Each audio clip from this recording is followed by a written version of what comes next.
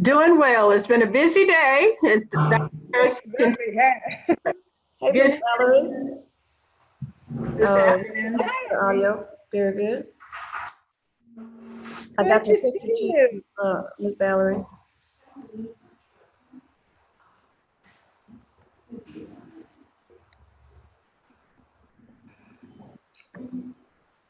I'll start talking when you give me the signal. Valerie, can you speak to me? I want to hear what you say, how your voice sounds.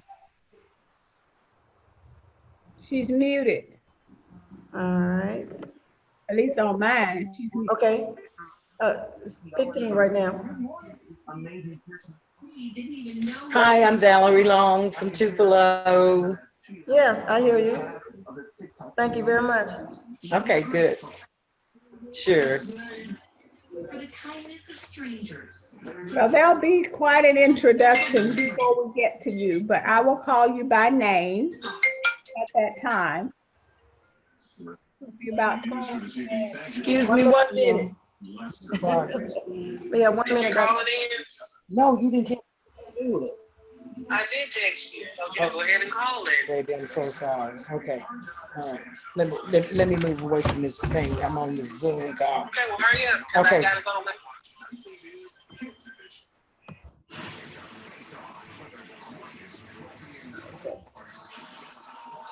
Okay, I got it.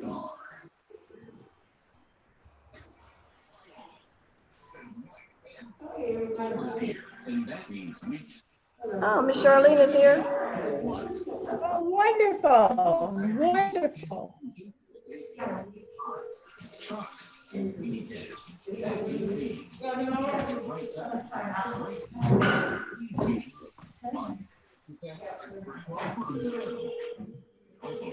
Ace, what do you want with your fish? Yes, I'd like to order a catfish plate, the Friday special, the 2-piece.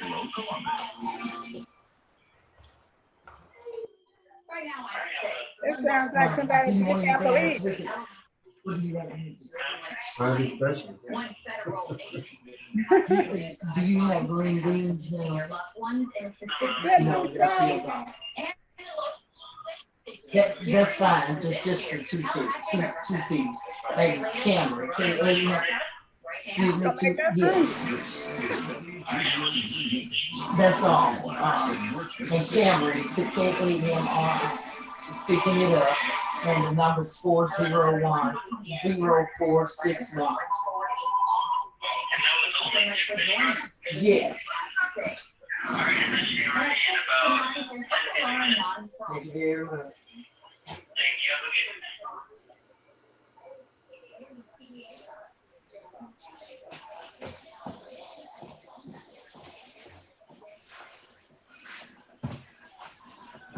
Angela, maybe I would like to thank you for the opportunity that you provided for me to talk about Scott Ford today.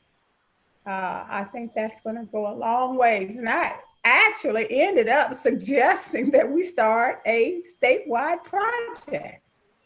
Yes. And, I've gotten a lot of compliments on that presentation, Dr. Harrison. well, People really enjoyed it. Very good. Mm-hmm. So it's going to take a lot of, special programs like that to put Scott Ford on the map. And we appreciate you for doing that of your own initiative. We didn't beg you to do it or ask you to do it. You just did it. That's great. You want to count me down? About that time.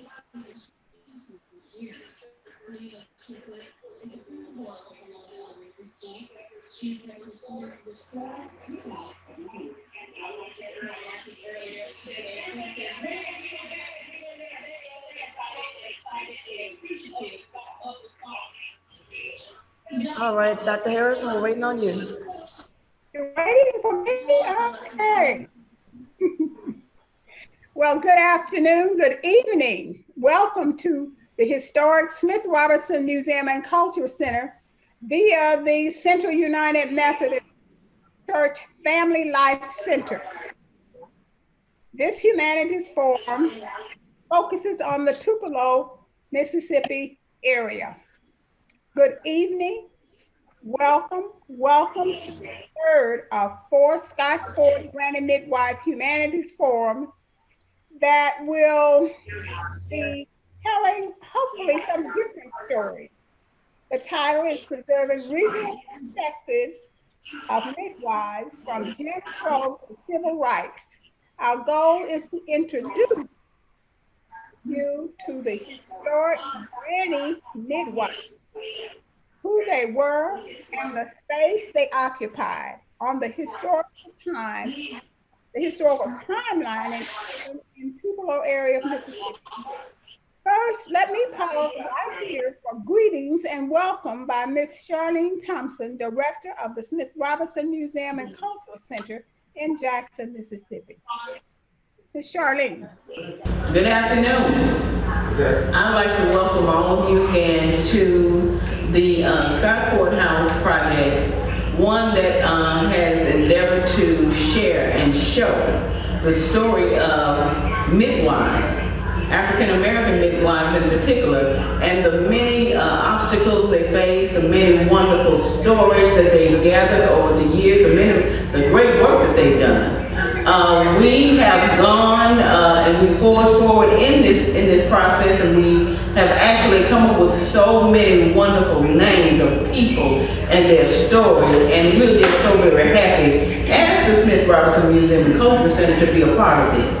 We have had a memorandum of understanding together, I think for more than 4 years now. And it has been a wonderful experience, and we're just very happy to continue with the Scott Courthouse project, Dr. Harrison and her staff. And we're just very happy to be so very much a part of this, so that we can tell those stories, share those stories, help people to understand just how important these women were in our communities.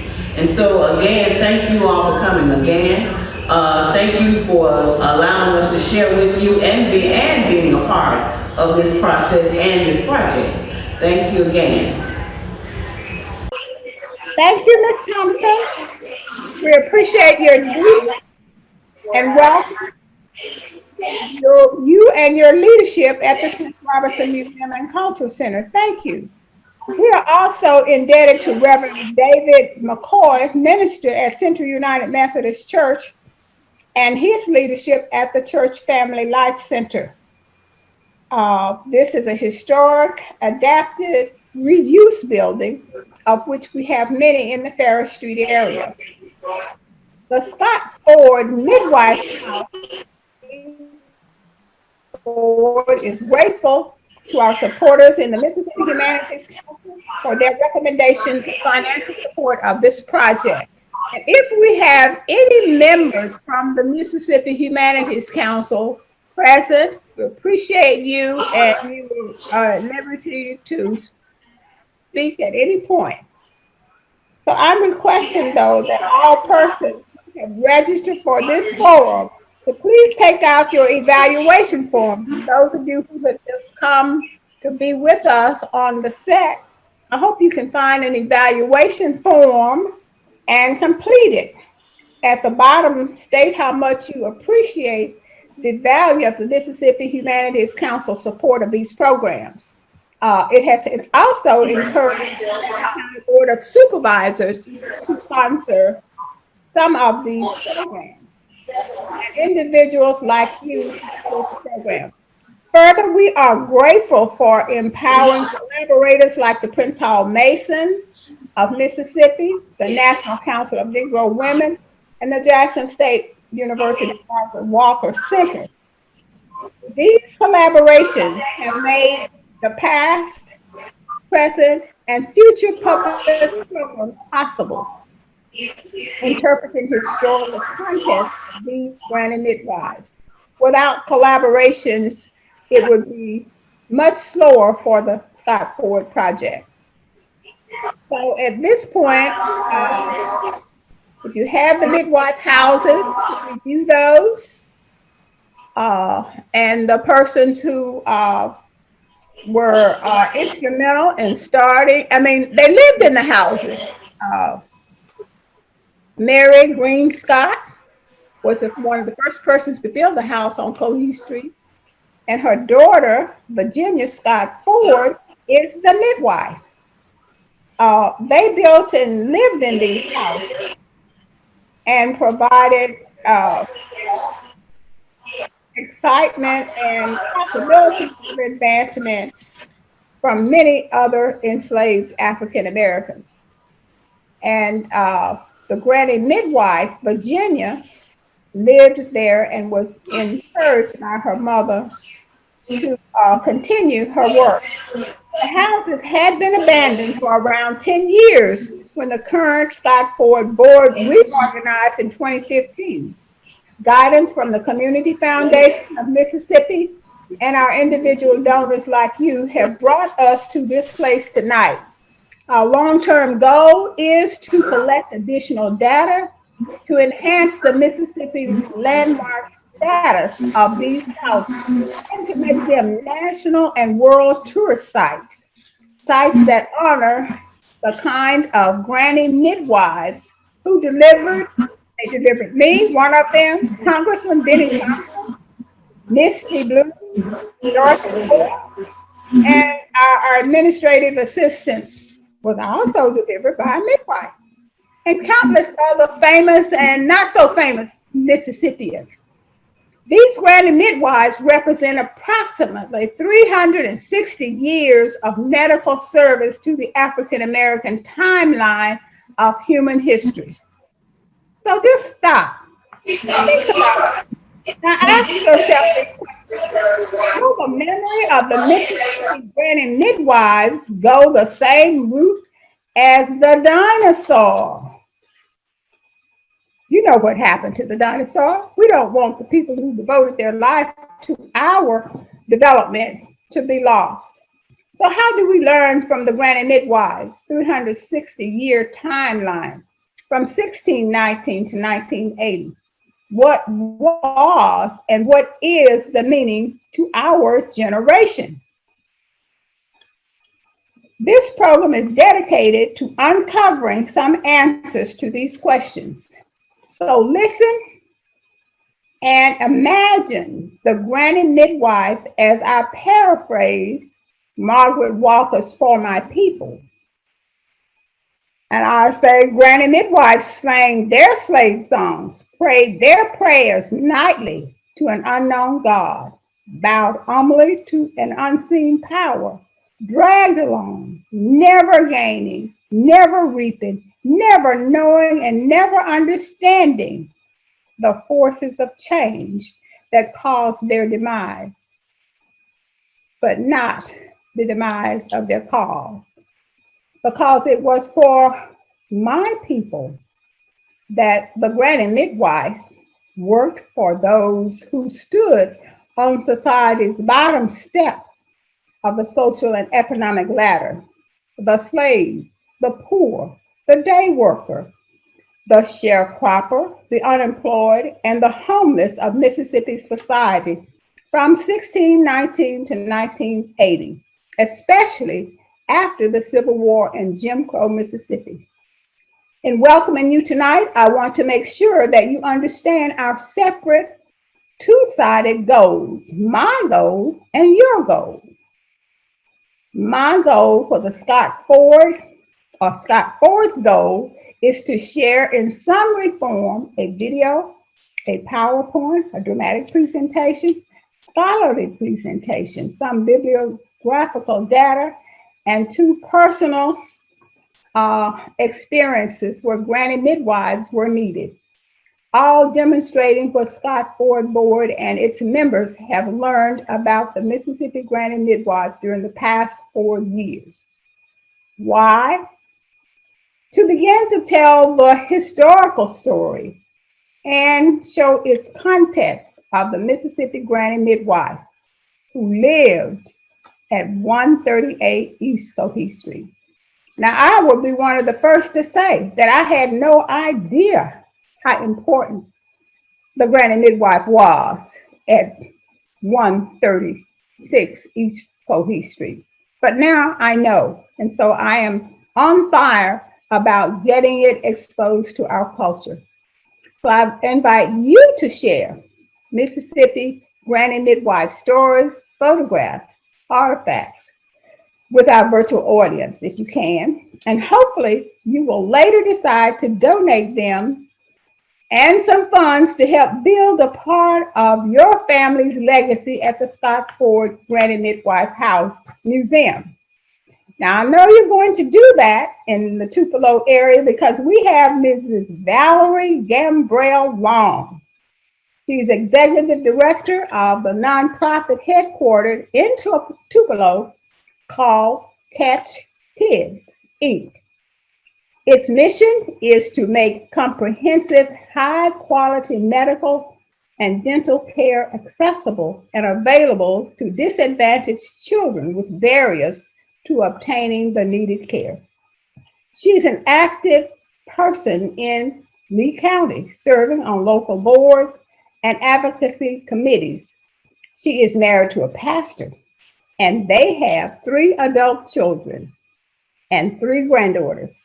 Mrs. Long, please share with our virtual audience your memories of the early granny midwives in your life, or ones that you know.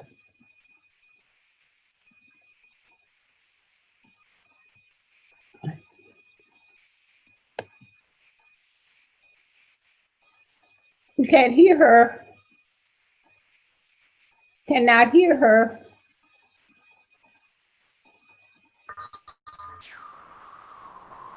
Can you hear me now? You can hear me? Okay. Hi, good evening again. I am Valerie Long. I'm a Tupelo resident, basically lifetime. I was honored when Miss Effortine, I hope I'm pronouncing that correctly, asked me to look into the midwifery in the Tupelo area.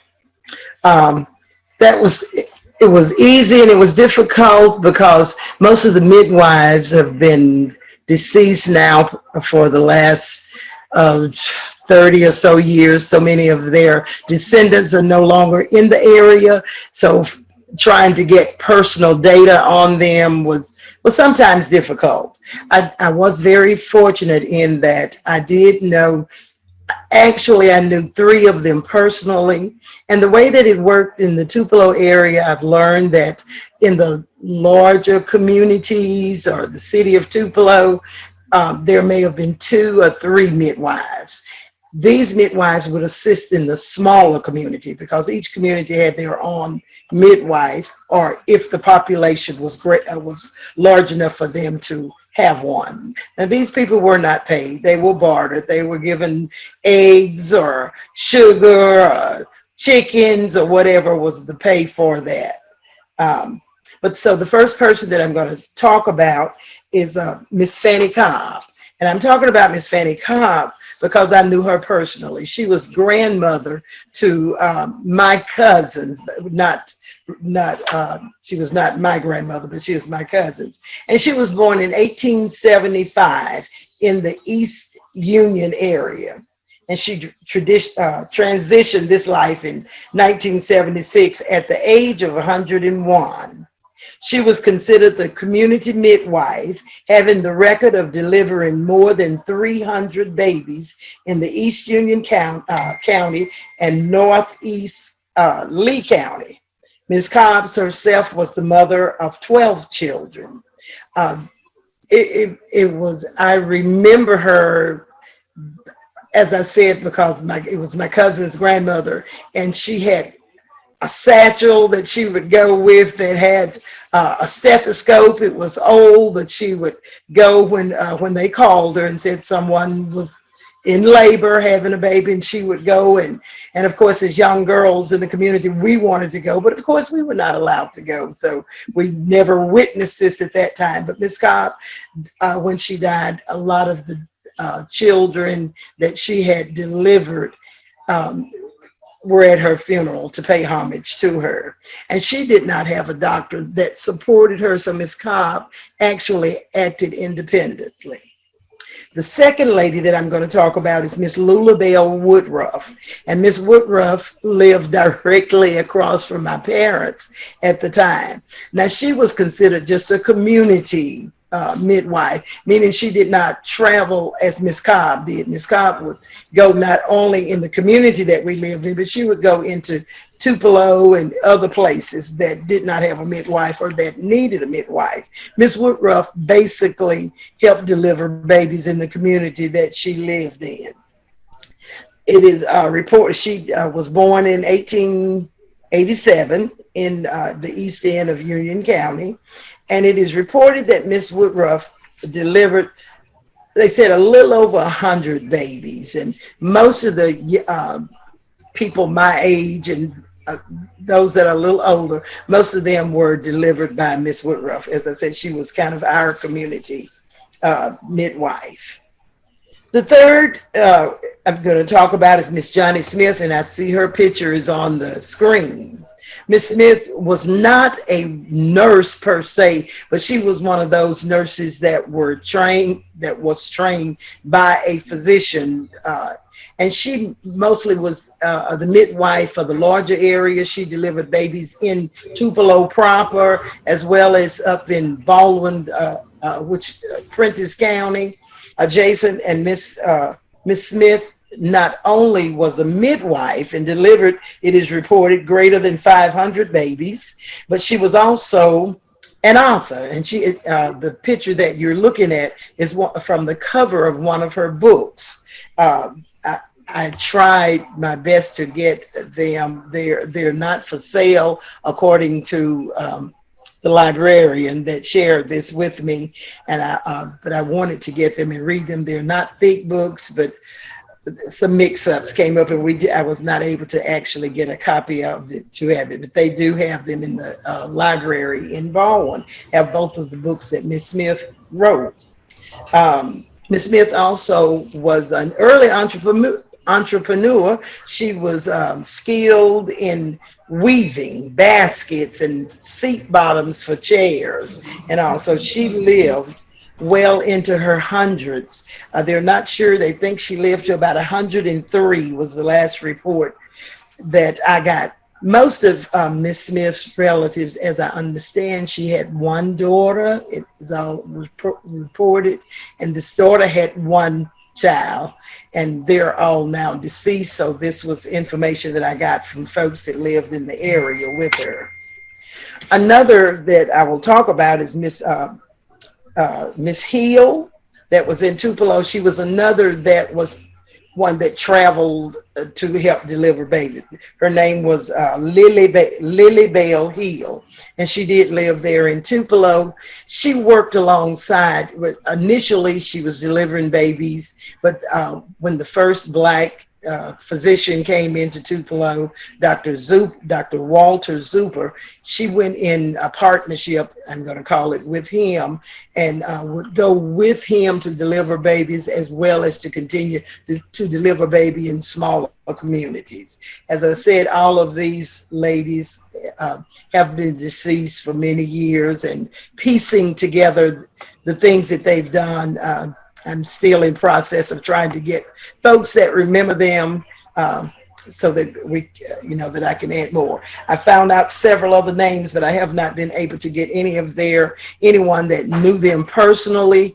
All of the folks that knew them have since transitioned themselves. So I will continue. It has been interesting for me to look back and see the work that they've done. But as I said, each little community had their own midwife, and the ones that were more familiar, that delivered more babies, would not only in their community, but as I said, would travel throughout their counties delivering babies. Excellent. Thank you so much. What was the name of that library where the book was?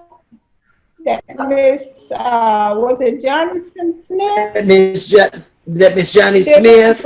It is called, hold on just a minute, I've got it in my phone, Library. I'm sorry.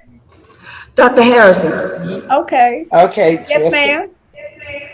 we have Miss Tony Hill, who is a current midwife that may be a relative of the Hill that Ms. Valerie was speaking of.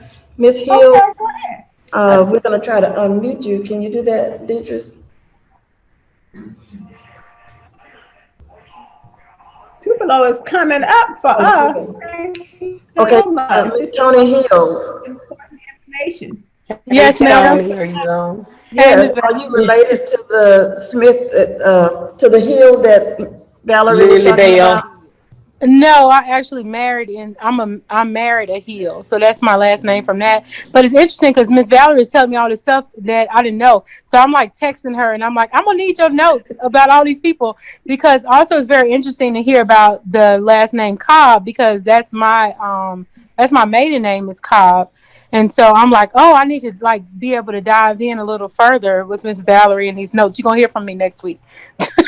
We hope as well that Good. you will share Good. those notes Well- with Scott Ford, Miss Valerie. That you will share your notes. Oh, I with will, Scott. no problem. A first for our effort. So that just means we have to work harder, and you win the star, perhaps. Let's see how this goes for the rest of the program. We're going to go ahead, though, with Torrance Jones's video highlights of the 6 previous MHC public forums that were held between 2016 and 2018. Now, this is a classic piece of information that is very informative, and it also makes you want to dance while revealing our search for other Mississippi granny midwives, like the ones who live at 138 East 40th Street, Jackson. We present work of Torrance Jones par excellence.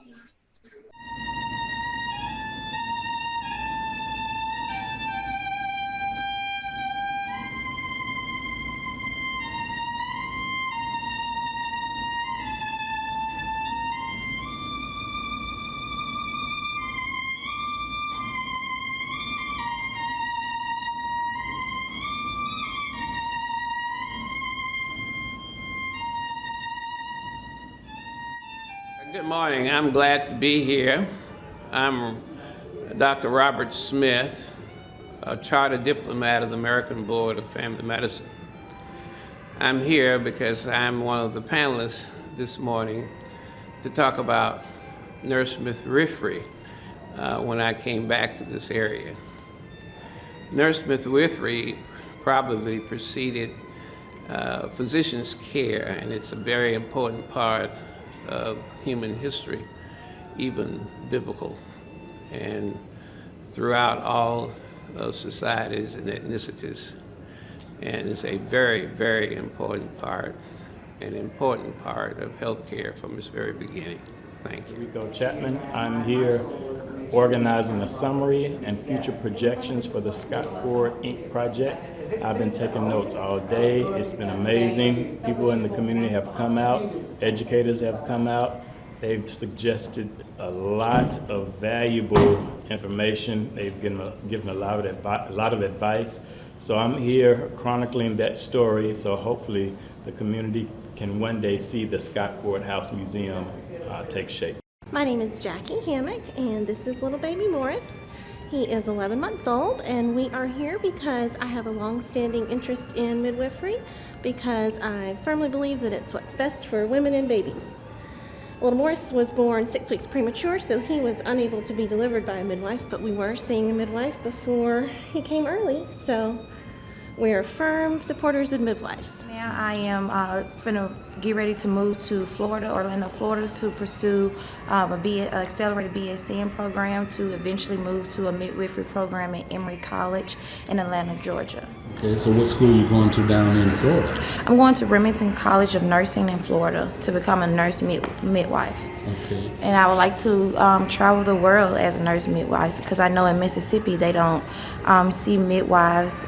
They don't allow midwives to practice. Mm-hmm. So where in the world is midwifery most needed? It's mostly needed like in Africa and in Brazil and India. Those are the main places I've seen that midwifery is most needed. Okay. When we talk about midwifery in some of these underdeveloped countries, when you talk about Africa, is Is there any particular part of Africa, Sahara, Sub-Sahara? I'm not sure. I haven't done that much research on that yet. But you know you're dedicated to all of that, though. Yes, I'm dedicated to here in the United States especially, but eventually to move to nationwide, worldwide. My name is Dorothy Moore, and I was born and raised here in Jackson, Mississippi. And I attended here, Smith Robinson Elementary at the time, but now museum.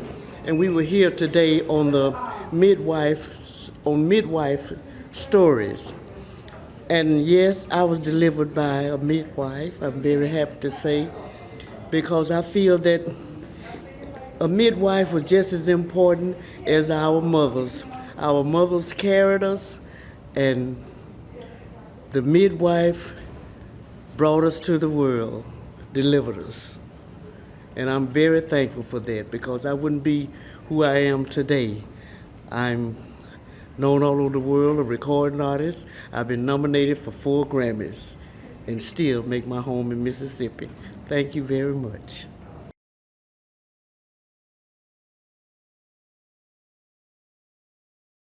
And I want to start with a quote from Mrs. Sutton. She said, "If I had stopped because they didn't pay me, I stopped a long time ago." And she's talking about being a midwife. Glory was a 16-year-old African-American child when her mama gave her to Becky so that she too could become a midwife. Her mother knew that Becky made a good living as a midwife. She made a little money, but she often accepted turnip greens, eggs, and ham for her wages. You could live, and you could live prosperously on those rations. Throughout the course of their lives, delivering babies is all that Becky and Angelo ever did.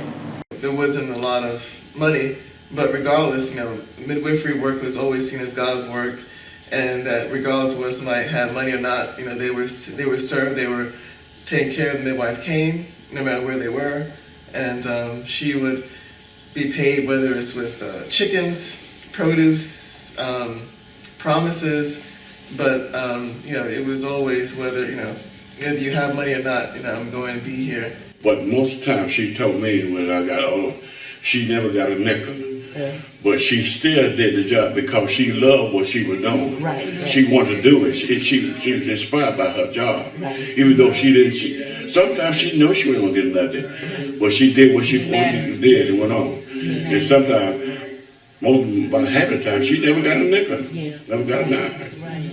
Because those people were going, a lot of times they'd have to go in their barns and get whatever they had. Yeah, sometimes they give us chicken, eggs, stuff like that. Eggs. One, they got a mule.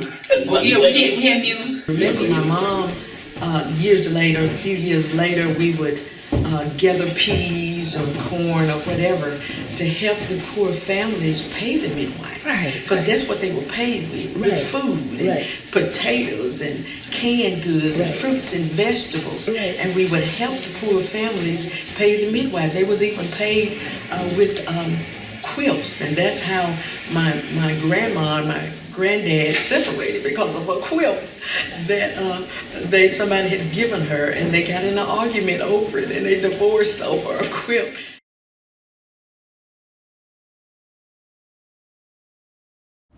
In 1921, the United States Congress enacted the Maternity and Infant Act, popularly called the Shepherd-Towner Act, which set a precedent for federal grant aid and aid programs to states for child and maternal care and education of personnel.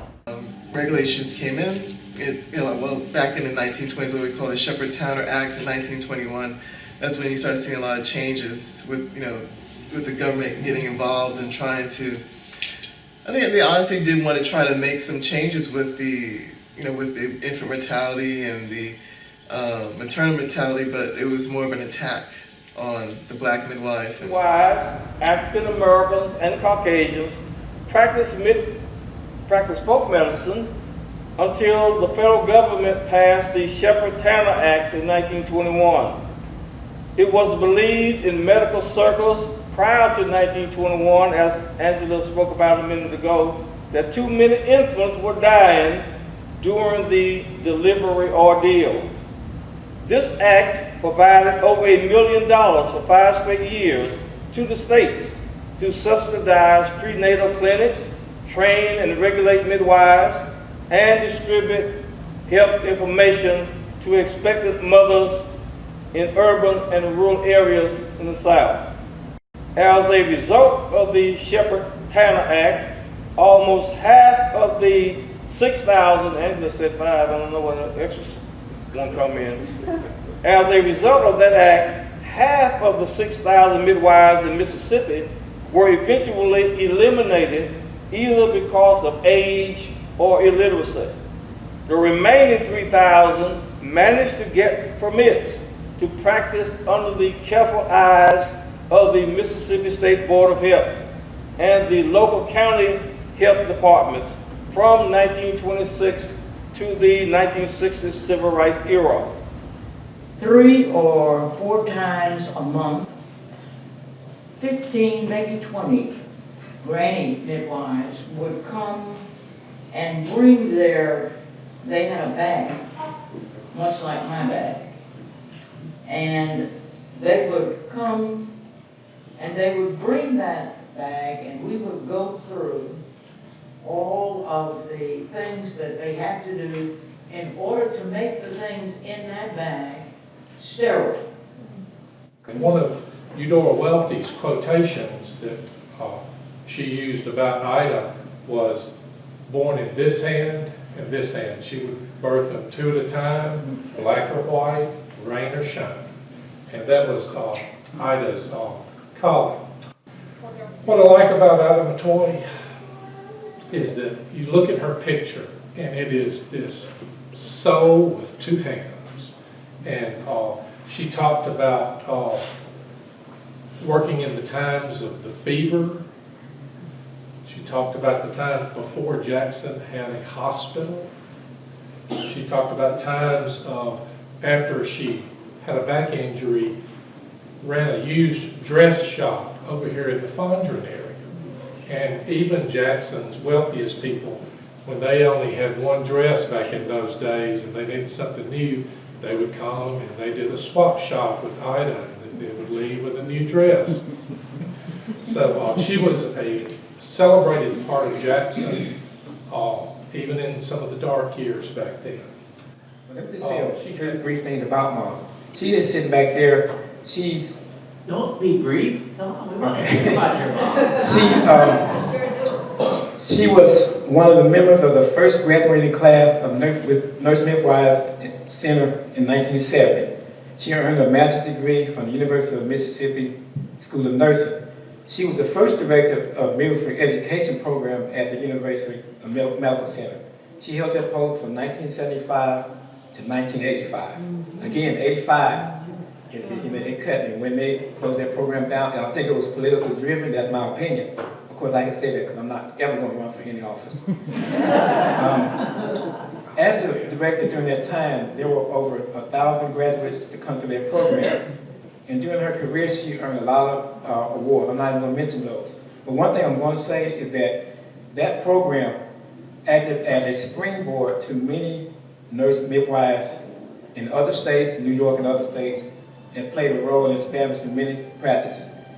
After the program closed in 1985, she continued to be a huge influence in nurse midwifery in the School of Nursing in Mississippi. The architect documented this property right there before it was in the deteriorated state that it's in. So you have pictures? Yeah. Yeah. Of that project, of the house where they were, let's say by 1990. The archives and history first started working. There was a lot of national interest in midwifery and this property. But what I understand, we just didn't have a background swell to understand what we had here.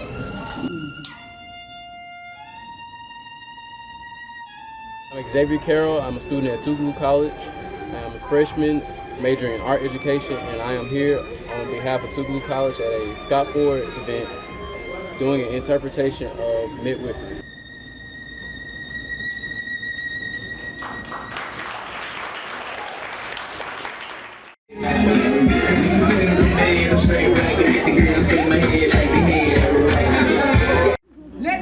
must say that the Department of Treasury has cooperated extensively with the Senate Intel Committee, reclaiming my time, with the House Intel Committee, with the Judiciary Committee, reclaiming my time, reclaiming my time, reclaiming my time.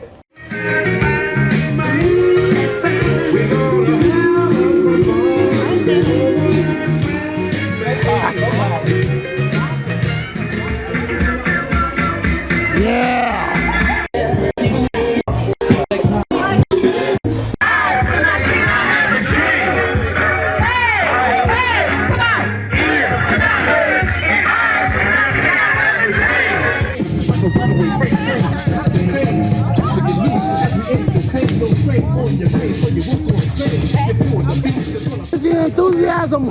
Scott Ford. 1, 2, 3. Scott Ford! Put myself in the mind of a midwife during the antebellum era, and what type of mixed feelings about giving birth, you know, to another son or daughter to come into the community.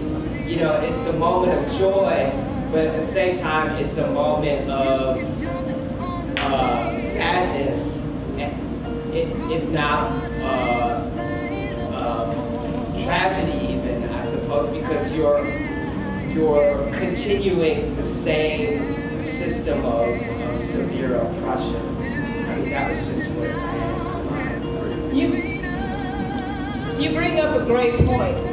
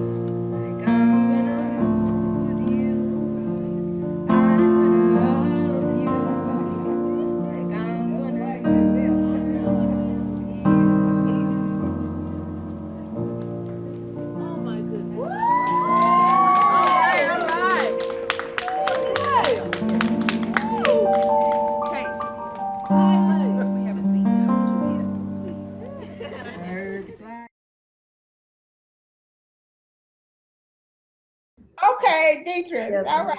The part-time assistant at Smith Robertson Museum, and will present this pictorial summary of the Granny Midwives in Mississippi. Ms. Roberts is currently a professor of history at Jackson State University and part-time at Smith Robertson. She has an MA in history from JSU and a BA in history from Tougaloo. Let's welcome Ms. Roberts for her PowerPoint presentation. Featuring a chronological period of Granny Midwives in America, the South, and especially Mississippi. So let's see, by the end of this, if we gave a quiz, would you be able to tell us what the 4 periods are? Go right ahead. Good evening. My name is Dietrich Roberts, and I'm glad to have you guys joining us this evening. Like Dr. Harrison mentioned, I'm curator over at the Smith Robertson Museum, and I will be discussing the periods associated with the Granny Midwife service and the historical context of the Scott Ford House. And so with this historical context, we have it divided into 4 periods. The first period would be 1619 through 1865, which was the height of the Granny Midwives and their power.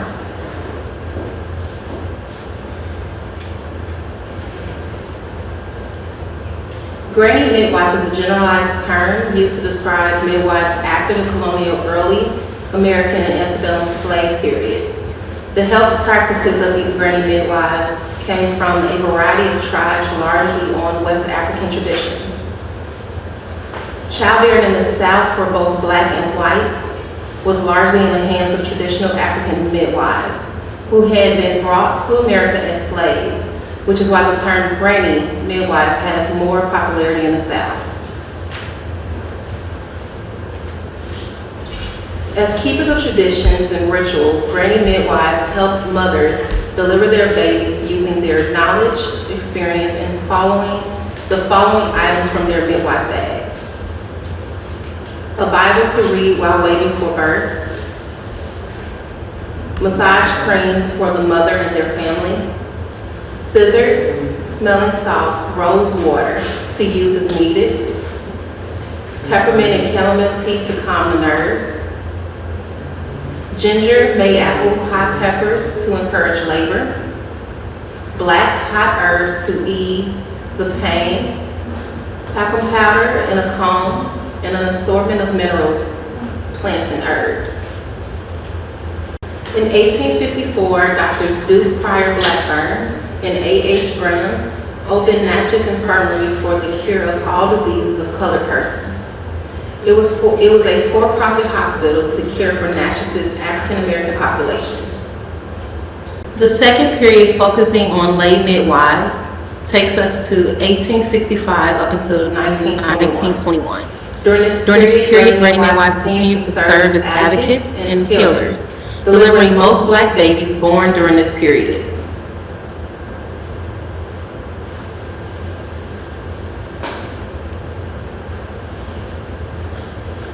Dr. Lee played an important role because he ushered in several new practices, such as sedation in the beginning of labor, the use of forceps, extracting the placenta, and the use of other medications to make the process much smoother. But these techniques made the practice of midwives appear unsafe.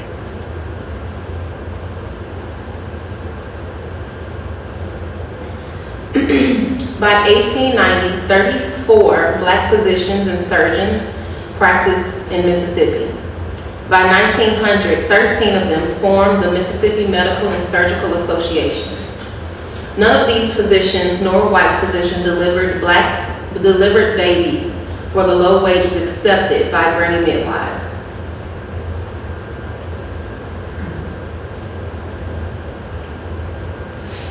The third period begins in 1921 until 1948. And this is when the Shepherd-Towner Act was passed. The act provided grants to states for public health nurses to train midwives.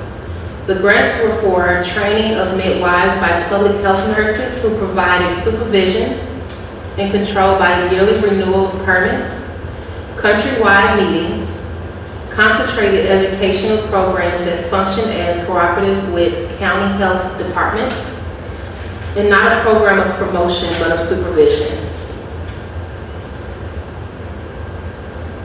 The Shepherd-Towner Act introduced many new regulations that require midwives to obtain permission slips to perform services, have their homes inspected for cleanliness, moral character review and assessment, training classes, and medical bag inspections. Midwives were no longer allowed to carry teas or Bibles.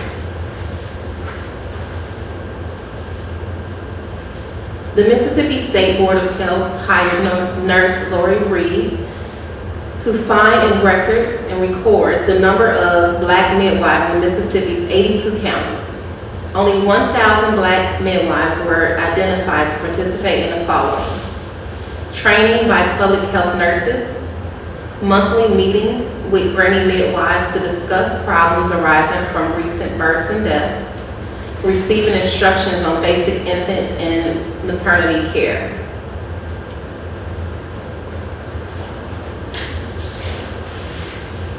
Mary B. Osborne was appointed Director of Public Health Nursing, initially funded by the American Red Cross in 1922 until 1924 when Mississippi State Board of Health took over.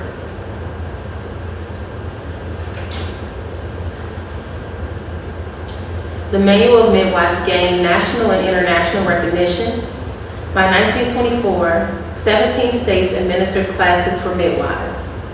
22 states viewed granny midwives as a necessary evil, and it's mandatory until the complete medicalization of pregnancy and childbirth.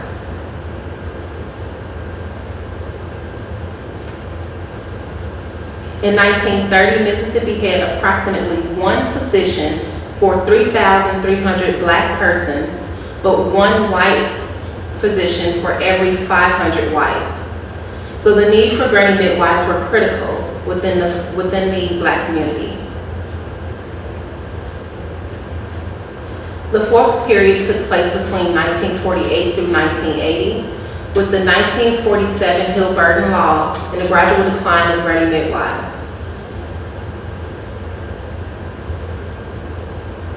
A big contribution to the decline of granny midwives is Ms. Lucy Macy. In 1948, Ms. Macy introduced a retirement program that forced granny midwives to stop practicing. They were told that they were too old to have their license renewed.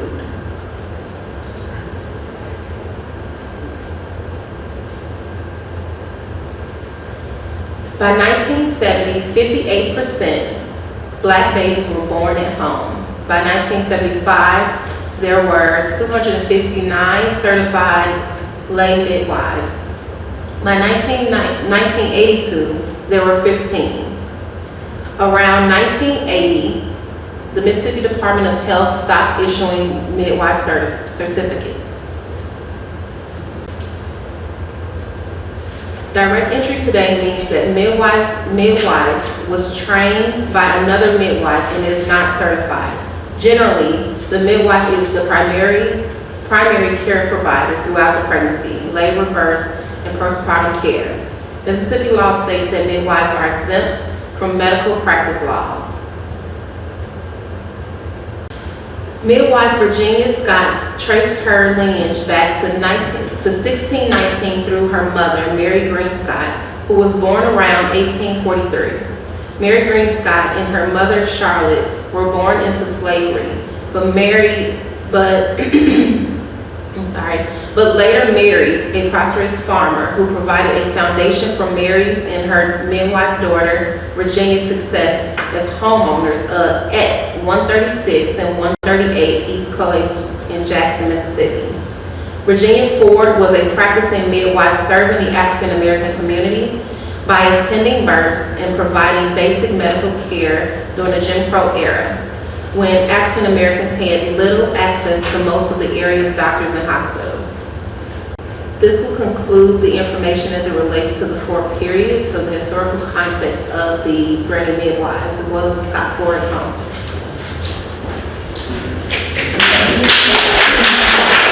I don't know what happened with the map. It's available. Doesn't matter so much, but let me just say that I did have I found a lot of information on Tupelo. But we didn't find much. There it is. Tupelo, I understand, is up in, it's just one of the 10 geographical regions that we have identified that we're going to participate in. And I don't know if it makes any difference if I just pointed to this area right in there is where Tupelo is. But there are some points that I want to make about it as we go along. We will identify this much better. But our long-term goal is to do all 10 of those geographical regions very good in Mississippi. But tonight we're focusing on Tupelo and located in northeast part of Mississippi in Lee County, upper part of geographically defined black belt or black area region of Mississippi between Pontotoc and one of the counties. Geologically speaking, the land is flat and is some of the most fertile land in the world. I saw that in several references, which encouraged early 1820s and 1830s pioneers to settle and develop networks of plantations supported by slavery in areas 20 to 30 miles wide and 300 miles long in northeast Mississippi. Well, you know, when I saw this, I thought, really, I'm going to find out something about those plantations. I still don't have names of the plantations that were in the area or the number of midwives that may be there. but we know that they were there and somebody's going to help us find that. But Scott Ford's basic quest is to identify and document the midwives who lived and delivered babies on this network of plantations. But I'm glad that we had the presentation by Ms. Long earlier. But what I want to say is that after the end of the Civil War, development of a new era of economic growth in industry like cotton textile mills kept blacks out because of segregation law. But the area itself was thriving. Such situations created conditions where granny midwives delivered babies for free or for whatever they could get. But Tupelo is the headquarters of the North Mississippi Medical Center, the largest non-metropolitan hospital in the United States, serving people of North Mississippi, Northwest Alabama, and portions of Tennessee. And you know that some of Tupelo's most famous people that everybody talks about in the publicity is Elvis Presley. And his birthplace was shaped by the local culture of white and black shape note singing.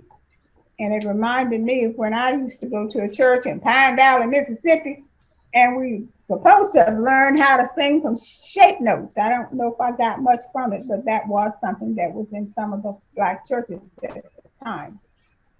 And then there was this blues singer, Howlin' Wolf Barnett there. But before we go on, Janice Neal, I know, has been patiently waiting to entertain us.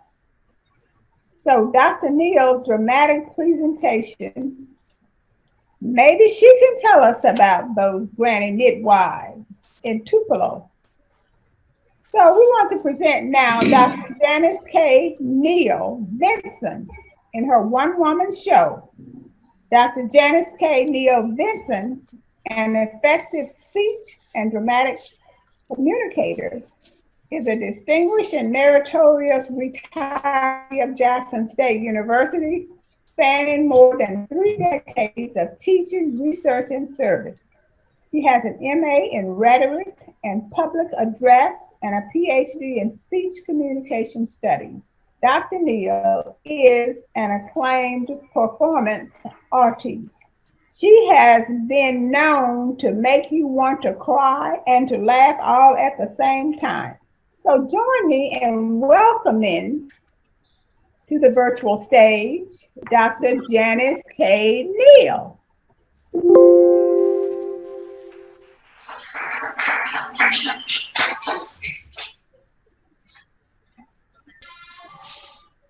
Thank you very much, Dr. Harrison. Good evening. I am happy to be here tonight to share with you my original dramatic monologue entitled African American Midwives, Tupelo, Mississippi region.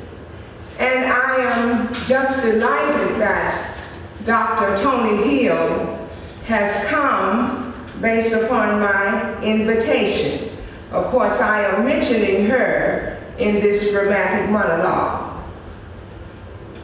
Between Lee and Pontotoc counties is Union County in the Tupelo, Mississippi region.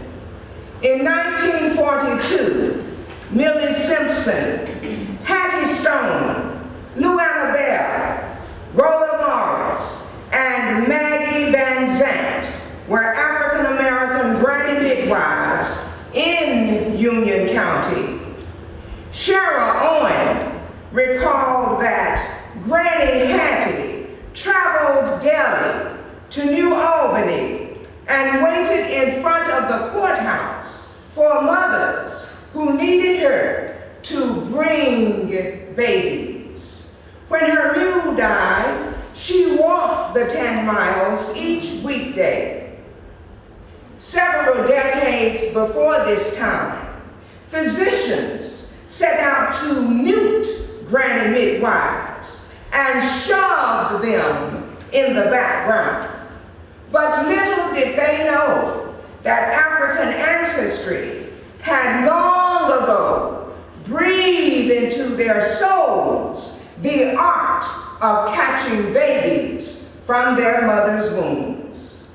An African-American midwife with Bloomington Moon Midwifery Services, Dr. Tony Hill, was called forth to continue the legacy when she was only 12 years of age. Tony eventually sat at the feet of African-American Grand Midwife Salama Sandra Abdullah Zaman from Georgia. Salama has worked across Southern and other states in America, Ghana, Honduras, and other parts of the world, doing what she loves to do: deliver babies the traditional way. For more than 35 years, she has caught over 4,000 babies in homes, hospitals, and birth centers. If you go in with an attitude of respect and love, you see other people as if they are your sister, your daughter, your mother, she said. The clock kept striking, and in 2005, Hurricane Katrina swept Tony and her family from the Mississippi Gulf Coast to Tupelo. She brought with her traditional midwifery skills and traveled up and down the hills, mixing herbs and calming mothers, catching babies, teaching others to heal the village. Since her midwifery training in 2008, Tony has caught thousands of babies. In the long-running kinship of the African diaspora, her village of love inspires mothers to embrace wholeness in preparing for new life to come. Here in Tupelo, this executive director of Northeast Mississippi Birthing Project prepares and comforts expectant mothers for positive birth experiences. She travels widely and supports families in hospitals and homes. During this coronavirus pandemic, she uses telemedicine, schedules clients one at a time, has Facebook groups for mothers offering resources and information, and has more home visits. On the go, she keeps her black bag packed with herbs and tools. Listen to what Meridian resident Kiana Gale said about her. Before I started seeing Miss Tony, I had an OBGYN. Before my son was born, I had 3 miscarriages.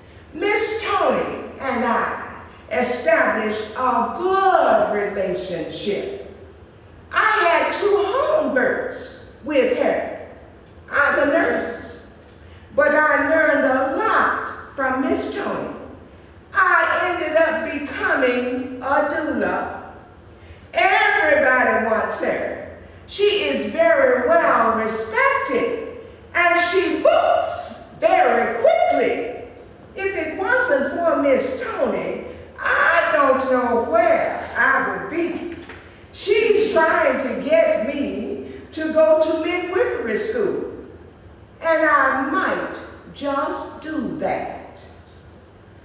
Tony met us many throughout her journey. When she was a Girl Scout leader, she impressed upon one of her Girl Scouts to be a change agent, as midwifery is God's work. She is now in midwifery school in Oregon. The young are carrying on the legacy. Seeing the next generation move with it is very gratifying, said Miss Tony. Miss Tony has 3 team members, Krista McGrew, Lauren Tate, and Allison Dole. Because they trust her, she has delivered their babies. She is kind, intelligent, and will be honest with you in a gentle way, said Allison.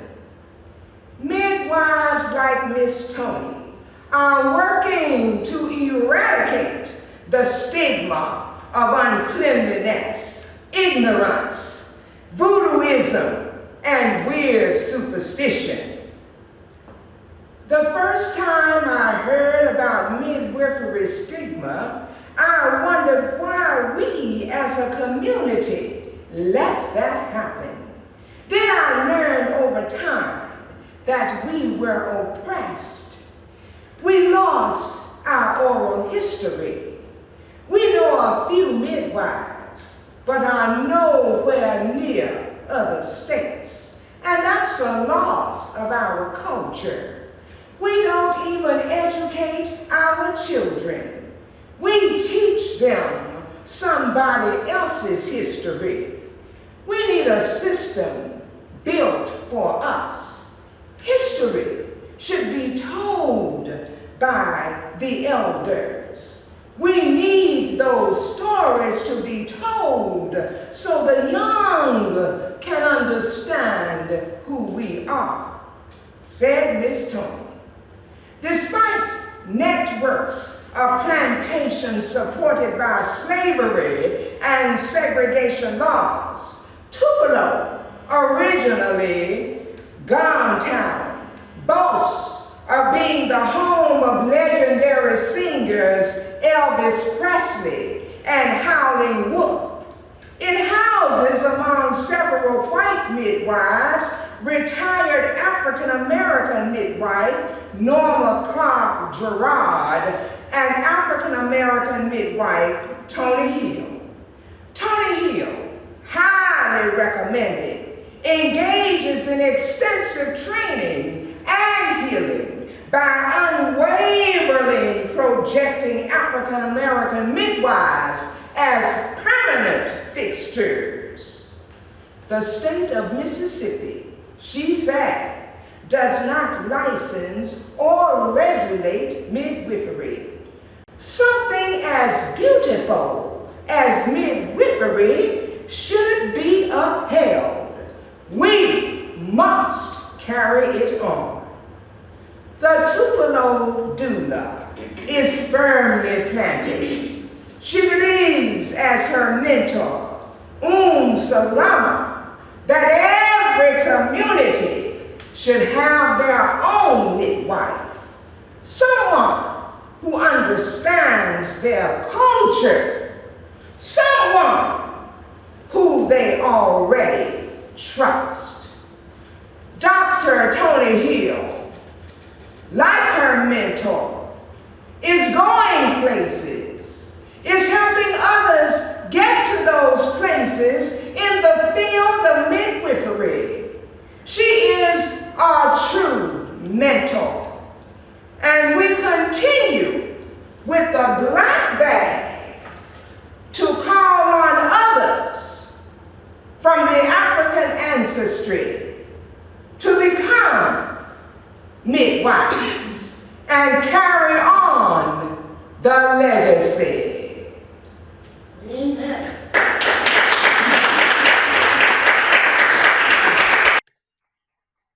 Now, we're going to move on in the essence of time. We have a time limit tonight. So let us listen very closely to the scholars. You know, they've done some research as well. Maybe they will tell us where they found those granny midwives in the Tupelo plantations. Angela Stewart will discuss a context for a way to view the granny midwives in Mississippi from 1619 to 1865. Ms. Stewart is archivist at Jackson State University's Margaret Walker Center. She also worked at the Mississippi Historical Museum and the Piney Woods Country Life School. She is a distinguished graduate of Alcorn State University and has earned a master's degree from the University for Women. Ms. Stewart, can you explain some things to us? Well, you know, in looking at the research, I am so glad to be on tonight to hear from Tony Hill and Miss Valerie Long, because I have learned so much from them about the Tupelo area and midwives, because there is not a lot of information out there. Tupelo has a long history, but a relatively brief history in terms of as an incorporated area. It wasn't incorporated until after the Civil War, even though it existed long before that, first as Native American area, a place where the Chickasaw Indians lived before they were forcibly removed to Oklahoma. And then, of course, it was involved in the Civil War battles, including Bryce Crossings and others. So that talked about the history, and it's, you know, it's hard to find the names of people from the slavery time period. So like I said, it was so good to hear about the current day midwives like Ms. Hill and the women that Ms. Long mentioned. But the greater Golden Triangle, Black Prairie area has a very rich medical history in terms of African Americans. Dr. Connor, Dr. James Neely, who is actually a physician in Tupelo, are among those who helped to bring health care to African Americans in that region. At the Margaret Walker Center, we have a collection from John W. Jackson, who was a native of West Point, Mississippi, which is one of those points of the Golden Triangle. And he worked with Prairie Opportunities to help bring Head Start and other programs of community uplift to the area. And one of the things about Head Start is Head Start also includes programs that introduce doula training in areas, especially areas with high teenage pregnancy and high risk pregnancy for African American women. But we know that it was asked earlier about why the decline in granny midwives or lay midwives. It was organized and it was planned by the medical community.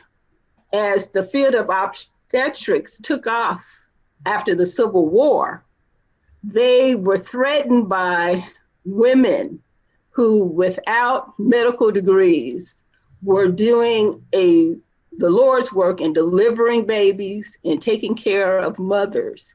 And they campaigned and worked very hard to push women out of the roles as deliverers of babies, so that you had the coming of the Shepherd-Towner Act in 1921, and then Hill-Burton in 1947, which medicalized childcare. And we're fortunate that we're coming back around to the idea of both of nurse midwives and lay midwives in our communities. And that's an important thing because it empowers the communities, it empowers women to be the decision makers in their caregiving.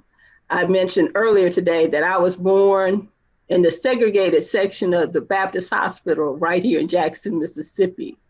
My mother actually quit going to her original obstetrician because he wanted her to enter his office through the segregated door, through the back door. He had a separate waiting room for African American. So that's why it's important that we are coming back around to people like Ms. Hill and others who are reclaiming that role of midwife in our communities. Okay. Thank you, Ms. Stewart. Now we're going to move on to another scholar, Dr. William Woods, a proud Tougaloo graduate who taught there for many years prior to earning his PhD from Princeton University. He had studied at Columbia and Yale universities. Dr. Woods, can you tell us about the Granny Midwives in the Tupelo area? Yes, ma'am. Here I come. Oh, okay. Everyone.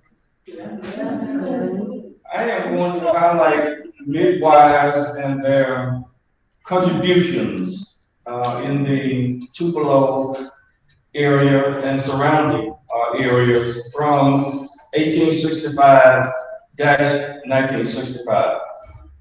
Native American Chickasaws, as it has been indicated, lived in northeast Mississippi, close to the Tennessee line. And Tupelo is a Chickasaw word.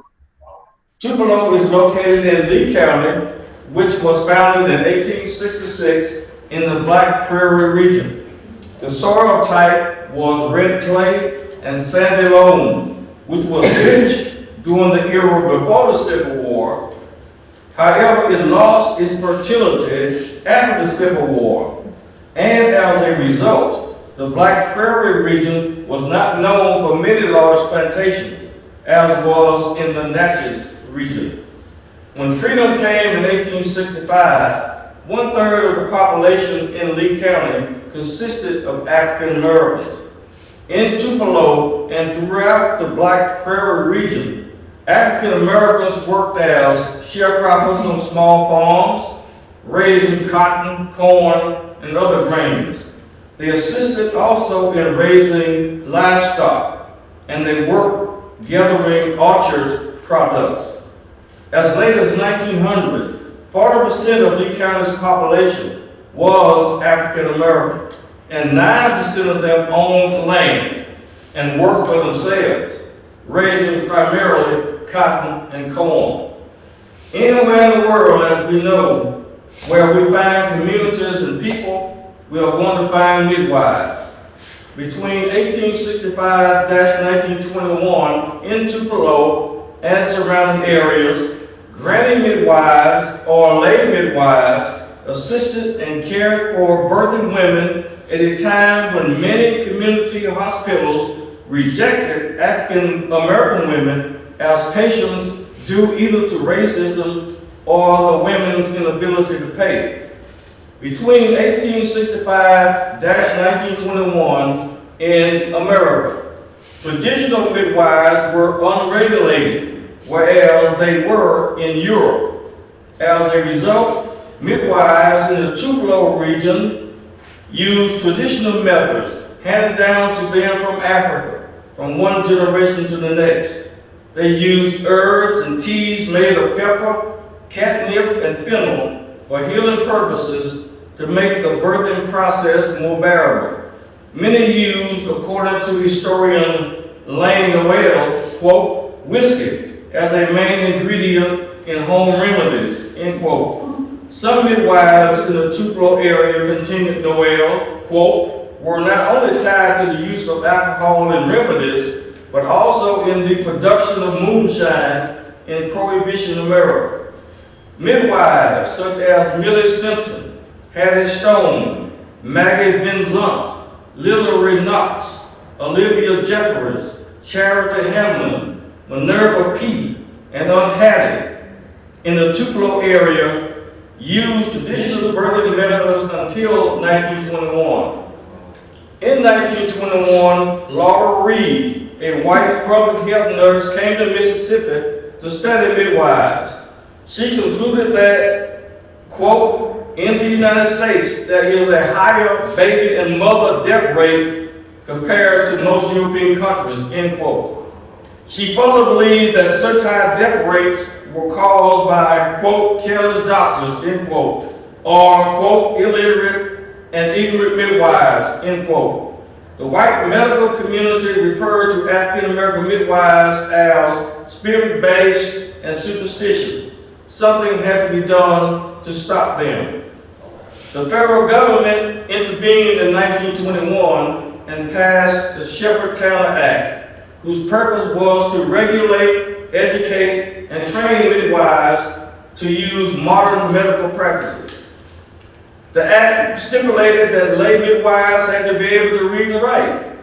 1/2 of the 6,000 Miss Reed found were eliminated between 1921-1940s due to illiteracy.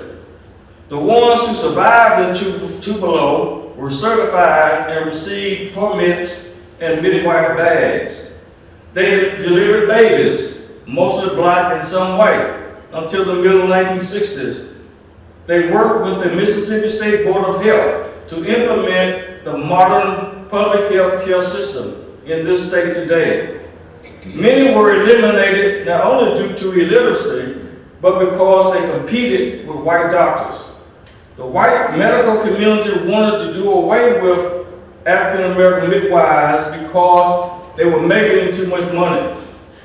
Take the case of Mrs. Sarah Ruth Pratt, known as Unhappy.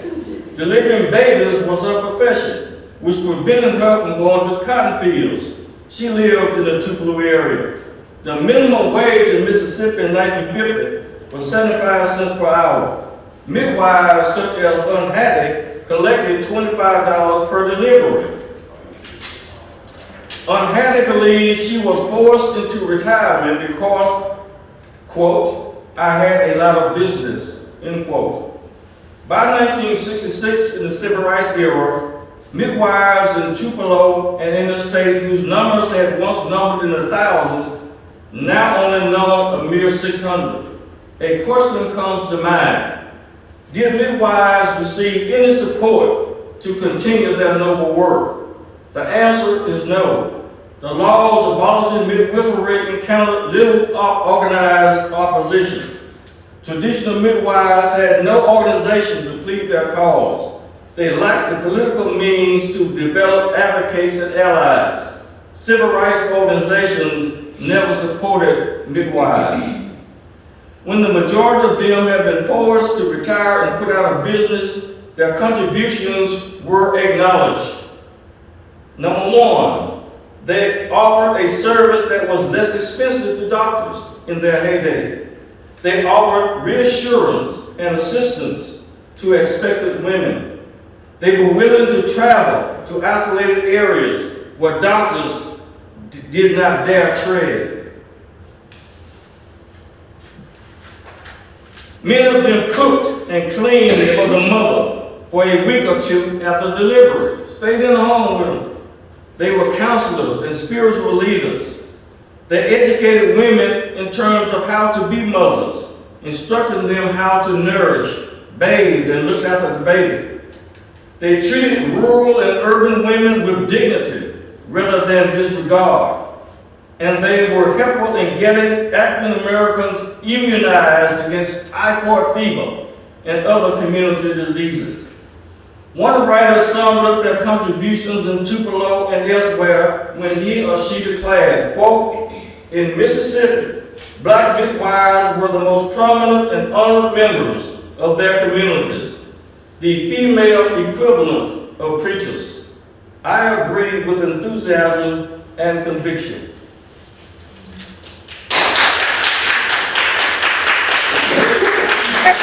Thank you very much for that information. Now, just as a bridge to our last two presenters, one of the things I want to say is that I've looked at what happened to midwives as a revolutionary kind of a movement, because in the study of revolutions, you have people from various spectrums saying what should and should not happen in a given situation. If we had time to really refer to what's going on in America today, you would see what I'm talking about. But there were these two controversial figures in the earlier part. So I'll just mention their names. I won't go into it, but those of you who are really interested in this topic might want to refer to them. For example, there was a John A. Williams of Baltimore who suggested upgrading the obstetric training for both physicians and midwives. And there was a lot of controversy about getting rid of them before the 1920s. But one of the most controversial things was a Dr. Joseph D. Lee's 1915 textbook that the medical schools were using. He was a big man in charge of obstetrics and offered, among other things, that childbirth was pathological and that we should get rid of the granny midwives. So that was a controversial issue. In spite of all of that, we did get the Shepherd-Towner law in 1921. It didn't just happen. If you're interested in the topic, you will find a lot of different issues there. And another thing that I must mention, that it was a time when women had gotten the right to vote. And women were very involved in this. Some of them not so much on the side of our midwives, but nevertheless, they were very powerful. Many organizations, African-American organizations, were active during that time and participated in the marches and so forth. So what I want us to do is to sort of put the history of midwifery in the context of what else was going on in the country at the same time, and you will understand a lot more about one of Dr. Wood's point.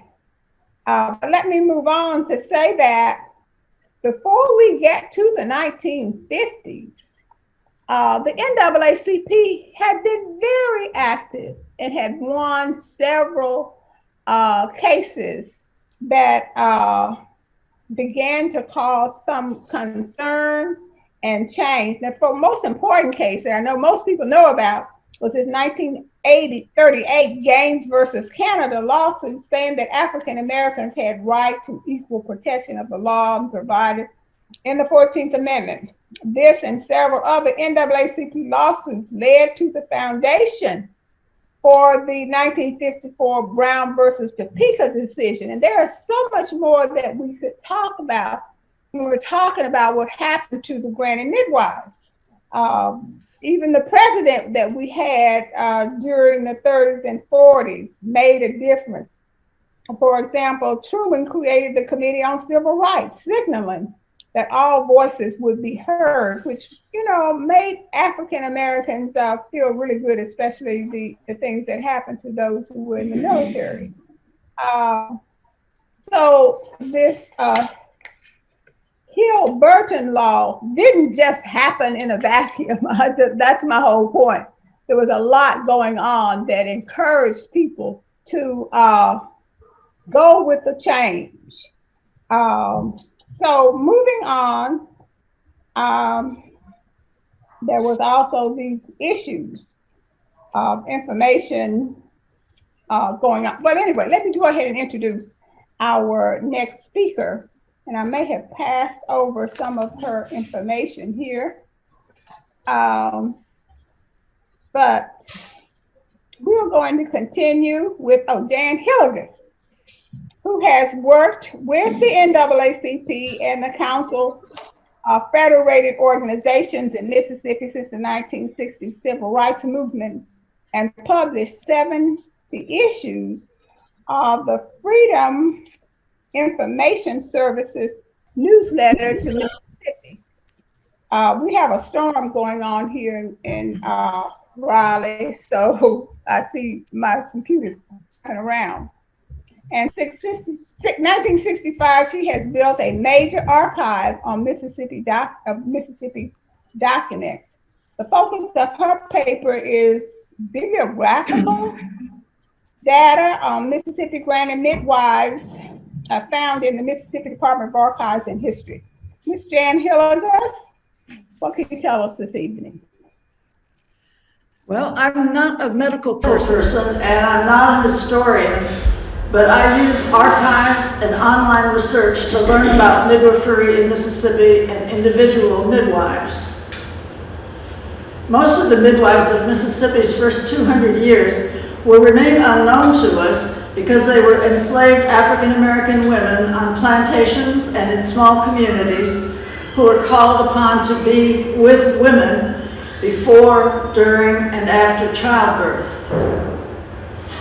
Though a white midwife could advertise to white women in an 1823 Natchez newspaper and another in an 1860 Vicksburg newspaper, the midwife to be sold in Natchez in 1836 was not specified among the 35 named people. We learned about some of Mississippi's midwives through census records, which can be searched for midwife as an occupation. Just 22 Mississippi women identified themselves as midwives to census takers in 1870, although there were thousands. More reported being midwives in 1880, and the most, 94, in the latest census open to the public in 1940. In the 1880 census of Chickasaw County, 60-year-old Kizzy Royster, born in North Carolina, lived in Okolona and was identified as a midwife.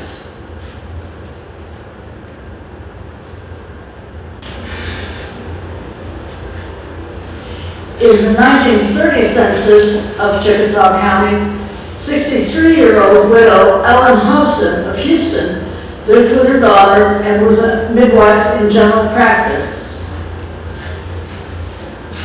Mississippi didn't start keeping birth and death certificates until November of 1912, but there were so many stillbirths in Mississippi that there were many death certificates for stillborn babies, and those who lived only a few minutes or hours that named the midwife who attended the mother. We have a database of nearly 450 names of Mississippi midwives, mostly from the death certificates of babies who didn't survive. In Malden, Monroe County, in the absence of a doctor, midwife Ellen Randall of Prairie signed a death certificate in 1926. And the same year, the death certificate of midwife Rebecca Rogers of Columbus showed she was born in 1856 and was 70 years old when she died of pellagra. Around 1940, the Works Progress Administration employed writers to interview many people and research a wide range of topics. The resulting historical material for Pontotoc County noted that the infant mortality rate had decreased from 57.1 per thousand live births in 1930 to 27.1 in 1935, although over the same period, maternal deaths had varied greatly but not decreased. The WPA reported that a nurse administered a syphilis test to all midwives, and if syphilis was found to be present, the midwife was not allowed to practice.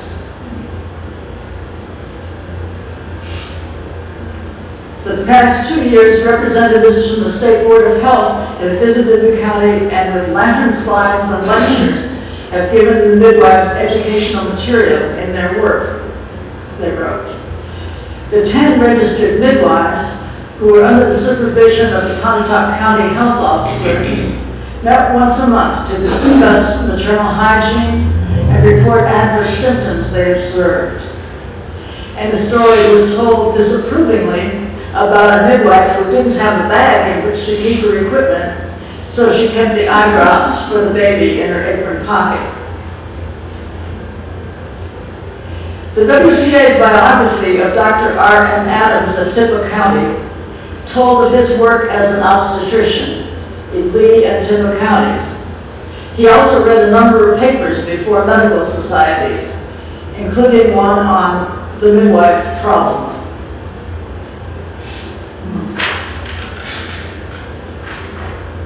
The WPA writers reported that as of around 1940, Tippah County had never had a full-time public health nurse, and that the death rate of the mothers has reduced to what it used to be to some extent.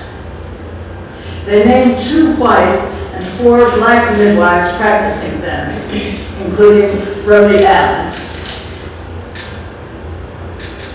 Rhoda Adams, born just after the Civil War, was shown living with her daughter's family in rural Tippah County on the 1940 census. She lived to be 94 and is buried in Ruckersville Cemetery at Faulkner, as shown at findagrave.com. Though I didn't find an obituary in the local newspaper after her 1961 death, her family followed an old practice of putting an ad in the newspaper thanking their friends and the funeral home for their kindness. Alice Carter Strickland, buried in St. John Missionary Baptist Church Cemetery at Ripley, lived to be 88 and is described at findagrave.com as a midwife who delivered more than 100 babies. 3 Union County midwives are shown at findagrave.com, buried with their husbands in Beaver Dam Cemetery. Lily Knox was born in 1900 and lived 81 years. Her obituary appeared in the New Albany Gazette.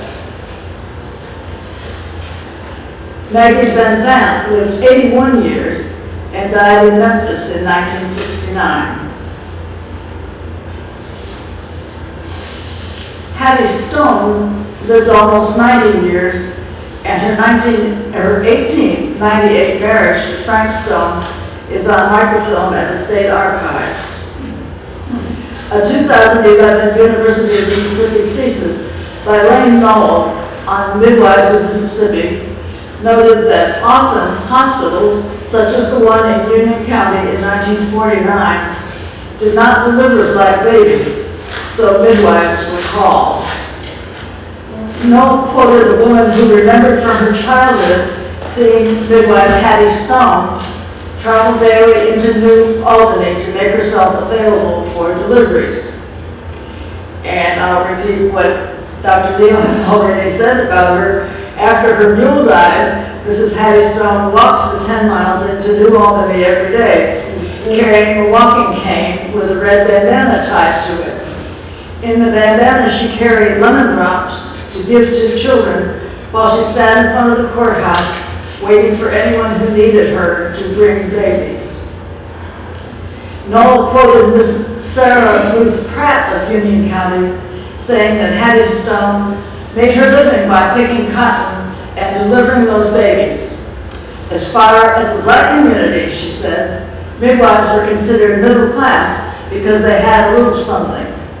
Aunt Hattie had a profession instead of just going to the fields. Ms. Pratt said that midwives were forced into retirement because they had a lot of business, and it was kind of stepping on the doctor's business because by this time blacks had a little insurance and could pay. Dr. John Patterson of Pontotoc said that women being able to receive free care at Hilburton hospitals was the one biggest factor in phasing out the midwives. If you can go to a hospital and get first-class service for free, why would you want to pay a midwife, he asked. In the 1940 census of Lee County, only Henrietta Shamry of Baldwin identified herself as a midwife.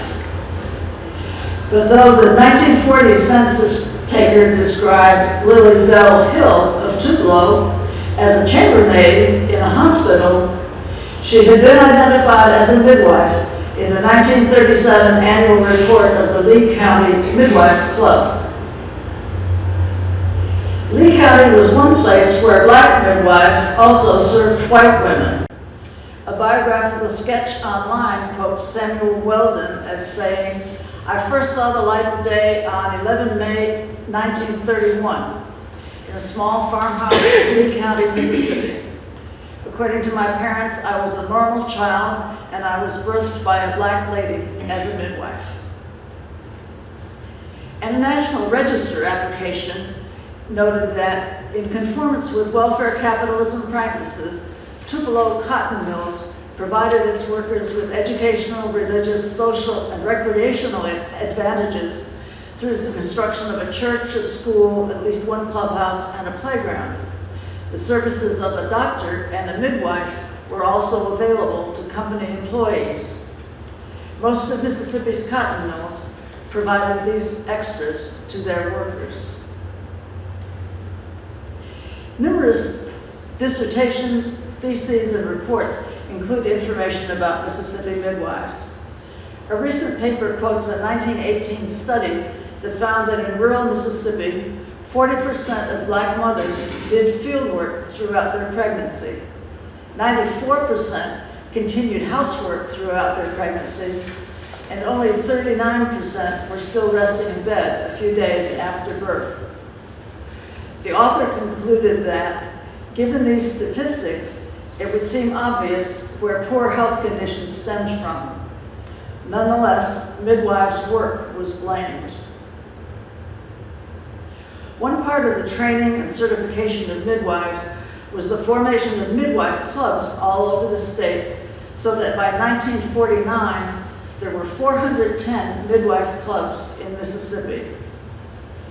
Midwives met in churches and other places in their communities and were instructed about care for mothers and babies. One of the public health nurses instructing them was Eliza Pillars, the first black registered nurse in Mississippi. The midwives also sang songs with detailed words that reinforced the lessons. One was to the tune of "As We Go Marching On," and said, "We aim to be good midwives of the state. We try hard to be up to date, to be on times for meetings, and never be late as we go marching on. Glory, glory, hallelujah." There was also a salute to retired midwives song. And I thought I'd let you look at this picture I found today of Liberian midwives who also sing as part of their training. In 1937, John Lomax was in Mississippi recording music, and one day at the health department in Jackson, he recorded 4 midwives singing what is sometimes called midwife song, and sometimes Why Does the Midwife? A 1948 observer in Hattiesburg reported that all arose from the pews and at the end of the church formed a large circle facing its center so that they might watch each other as they sang with broad gestures and loud rhythmical clapping. With the song words were published directions on the right for the gestures and clapping as they sang. Lomax's recording was preserved by the Library of Congress.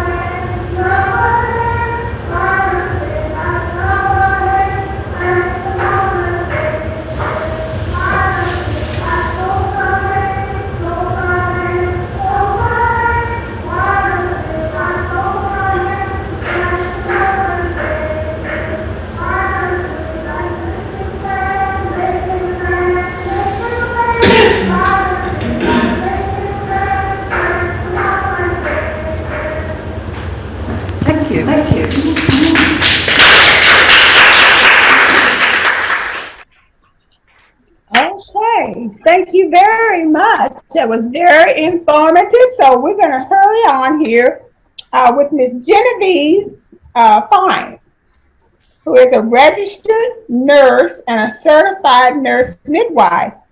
Since 1965, she has spent 38 years in the healthcare situations in Mississippi.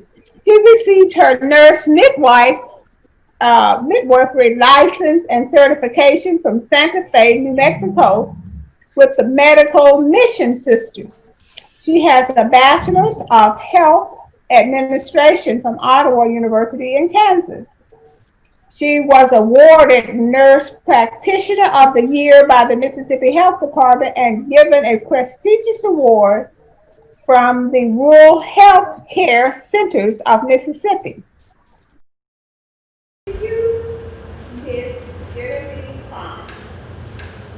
Thank you. Thank you. I want to comment on, this is my speech. A little louder. Okay.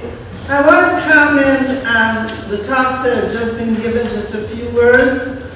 Dr. Neal, I hope that that talk that you gave today was recorded, and when the museums are up and out, that can be running in addition to your other ones. It was fantastic. Thank you. Yes. And then for Dr. Woods, I would like to tell you that I found a new treatment besides whiskey for people who were in labor. When I would go around and visit people in labor at home and wait and wait and wait, there was a movie on the television. It was called Dark Shadows. And there was a horrible man on there, Barnabas, was that his name? Barnabas College. Yes, nobody would have pains when Barnabas was on. You could just forget it because they were so into that show, they forgot about what was happening in the labor. And I would go and visit, I started to go and visit people. After they had the baby, I'd go and see them like for 6 weeks. But I found out there's no sense going when that show was on, they wouldn't pay a bit of attention to me. So anyway, you made me think about those things. Well, I'm going to just review for people who haven't seen this before that I was really from Wisconsin. I was born at home, but I was born with a doctor and my aunt who was a nurse. They were both there. As far as I know or ever heard of, there were no midwives doing births in Wisconsin in 1930s. It just was never heard of. When I graduated from high school, I decided I would become a nurse. So I went to a 3-year nursing program and became a registered nurse. When I was 22, I worked in a hospital in Milwaukee where I met and became friends with some black nurses. And this was my first ever encounter with any black person. In fact, I didn't hardly even know people existed. In my little town, there was nothing about blackness. In 1955, I moved to Greenwood, joined the Catholic mission, and we lived in a black neighborhood where we staffed a community center, St. Francis Center. We were not accepted by the white community at all. I know nobody from the white community except like two families. The police knew us, but it was a different situation for me. I also became the nurse for the entire black community, doing things that I had never dreamed I would ever be doing. I also did a lot of home nursing before there was ever a home nursing program around. I want to talk about the babies in a minute, but I did want to tell you about one day I was called to the home of a man. He lived by himself, and somebody told me that he had a bad leg and I should go and see him. So I went there and it turned out that he had a sore leg about that long, about this wide, and he had a dress, and so I took off the dressing. It was full of maggots. friend with me that was just going to be helping me in that area where I wasn't supposed to be around. She almost fainted, and I had to take care of her. But the wound itself was very clean because the maggots had eaten up all the infection there was. But it took about a month to heal this man. A lot of different things I found that I've never been dreaming about to do. I don't know how I did it. These twins, a granny midwife delivered the baby in the middle. And the two twins, the ones on either side, they were a year old in this picture. And they weighed 5.5 and 6.5 pounds. The mother worked in the cotton fields. She didn't have enough money to get milk for both of them, so she had to dilute the formula and put water in it to stretch it. An 11-year-old girl took care of her mother. Mother was in the cotton fields. And so I found a woman who agreed that she would buy the milk for the twins, fixed up the formula, put it in, sterilized all the bottles, brought it to the house every day so the 11-year-old could take care of those twins. In the other picture, they're now 2 years old. And my sister Kathleen and a friend from the center where we were held them. I don't know what happened to them, but I imagine that they probably had some brain damage because of this treatment of them eating food. All the pregnant women delivered at home with granny midwives during the time that I was at Greenwood until I became a nurse midwife. The Hill-Burton law had been passed offering monies for building hospitals, but there could not be any discrimination. So the Greenwood LaFleur Hospital did not admit any black people, so they could not get this money.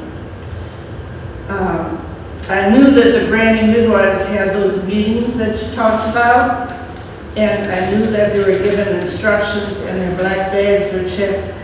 But I really did not like OB and nurses training. All we did was hand instruments to the doctors, and I just avoided that part of life.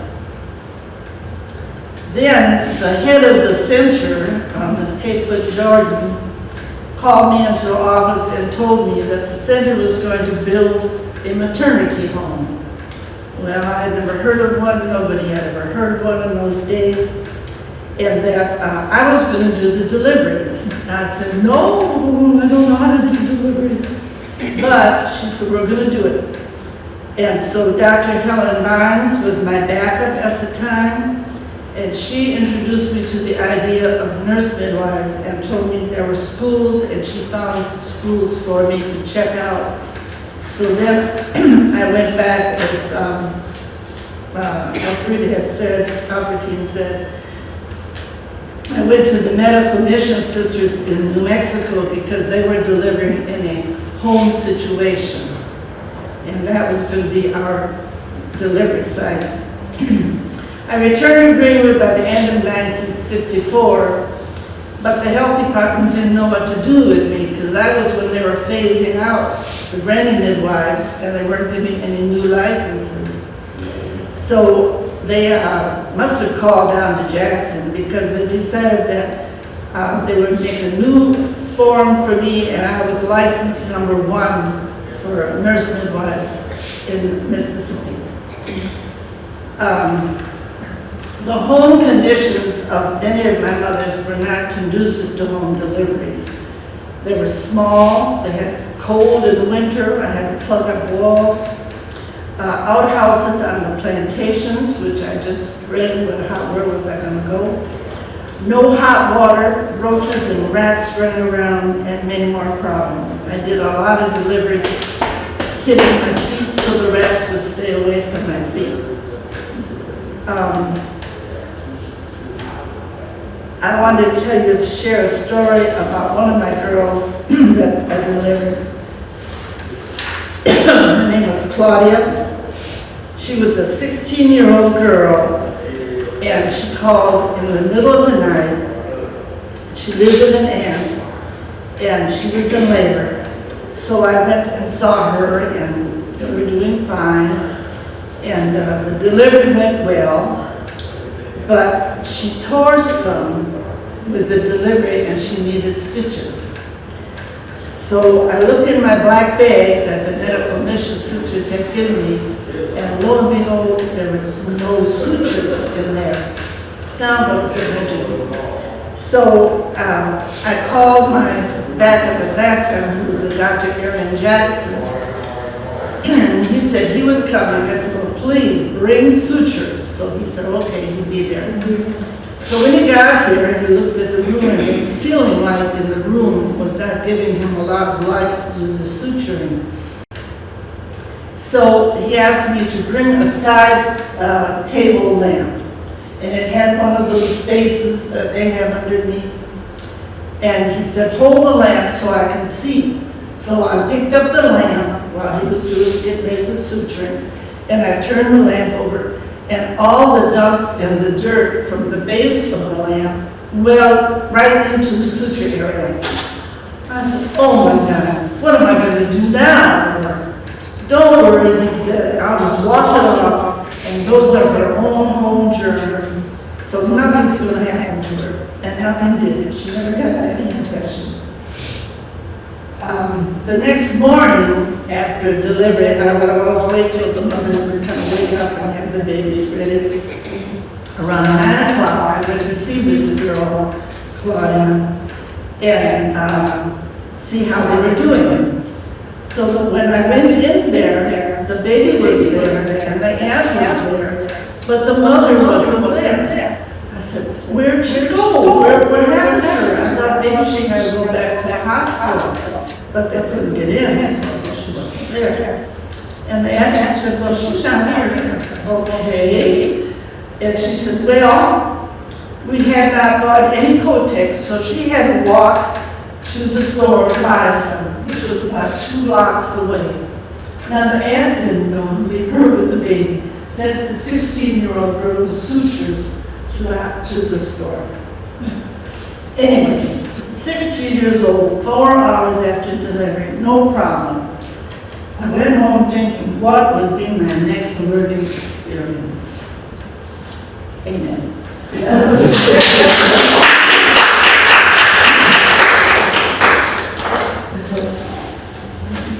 Okay, well, we are down to our last presenter, and I want to ask for a moment of silent prayer for Dr. Frida Bush.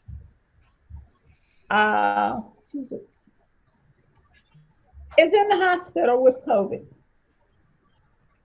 Some of you didn't know that, but her husband called me this afternoon and said that that was the situation, and she had promised to be here on this program. She loved talking about it, and I told him that I would present, for those of you who don't know her, some words about her.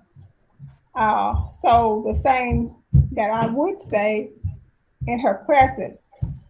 Frida Bush has an MD from the University of Mississippi and residence at the University of Tennessee. She had been recertified by the American Board of Obstetrics and Gynecology 3 times and had received almost 100 other awards and recognitions. When asked what 2 things she was most proud of, her general reply was 2 things. I always wanted to be a nurse.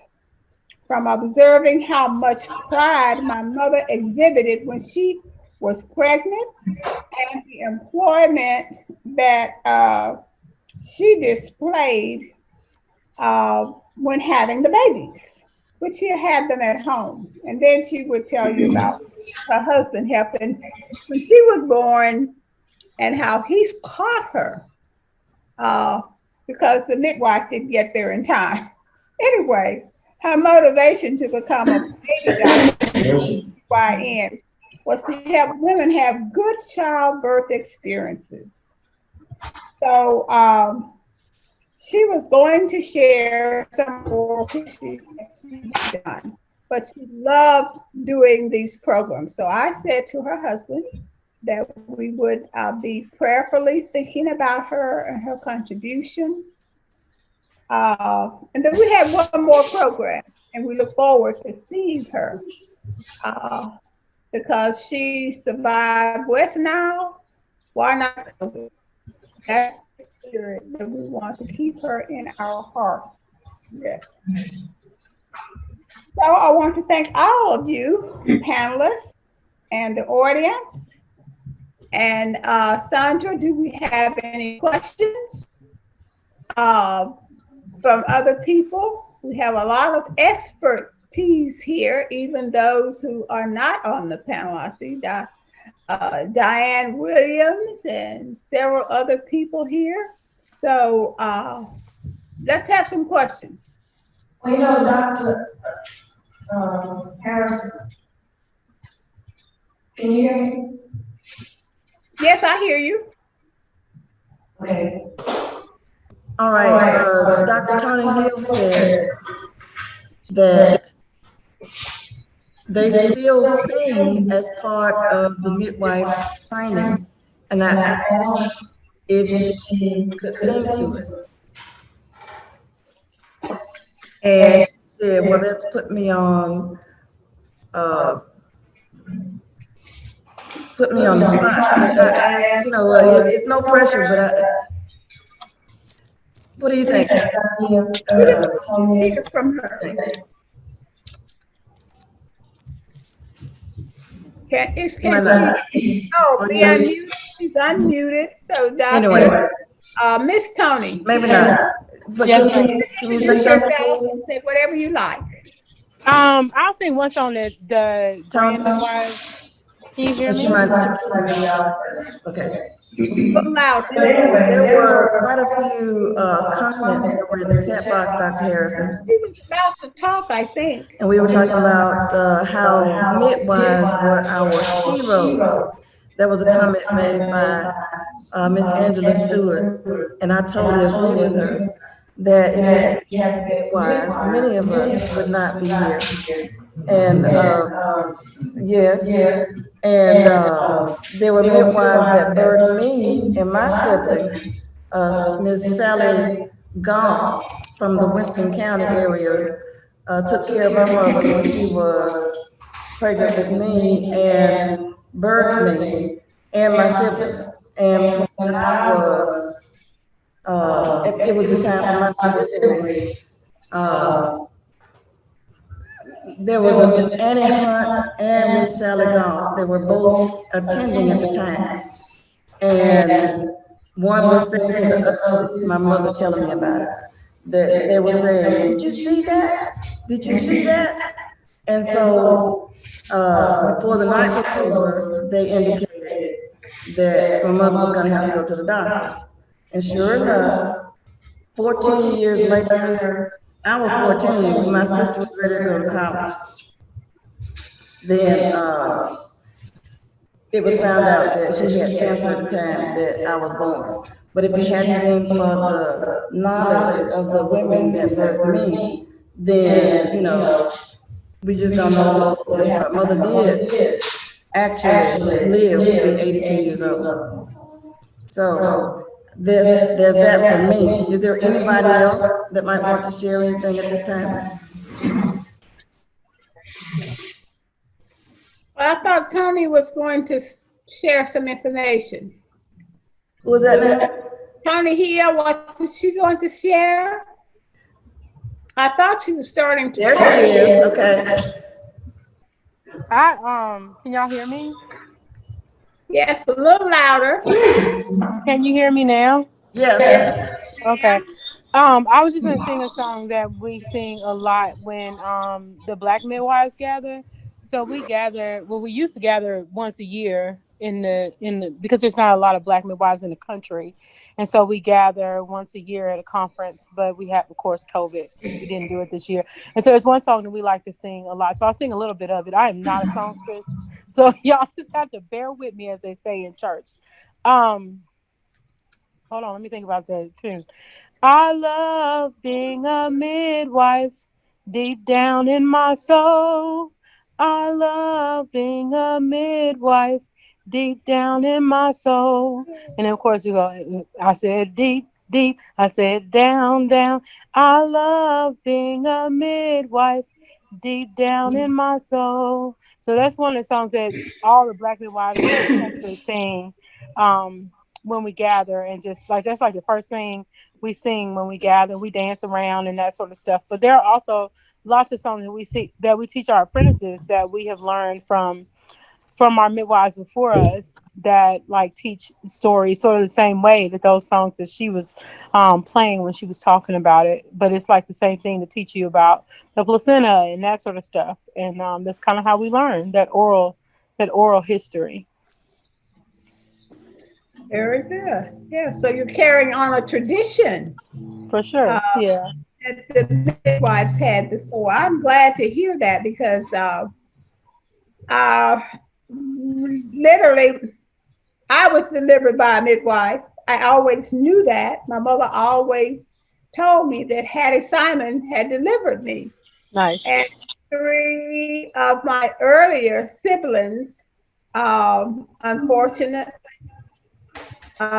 they are all gone now.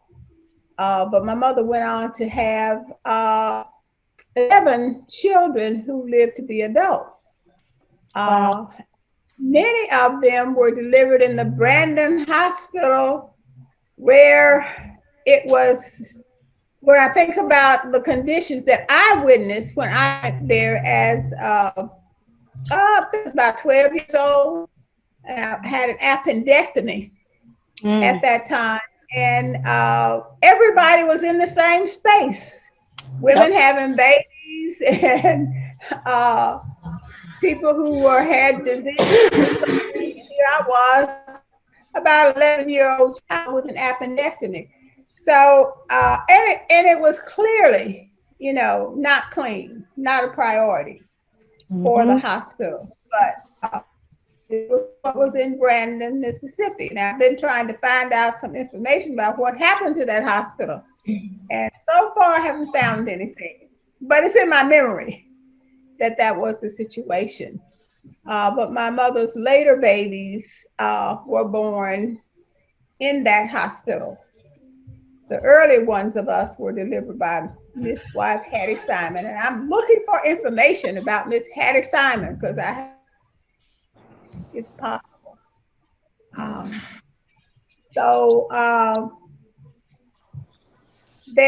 there any other things? She's showing me something there that I don't know what is. The evaluation forms. Yes, thank you.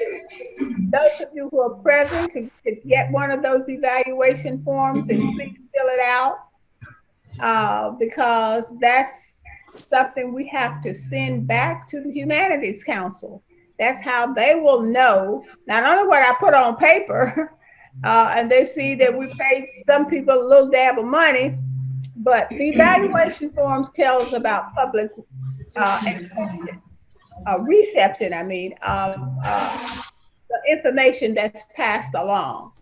And some people wonder why we are so academic in it. Well, that's what the humanities is basically about, interpreting the culture.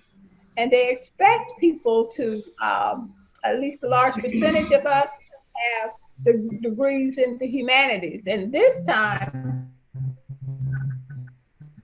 they insisted that we have someone on the panel who had midwife experience. And that's where Dr. Frida Bush came in, and but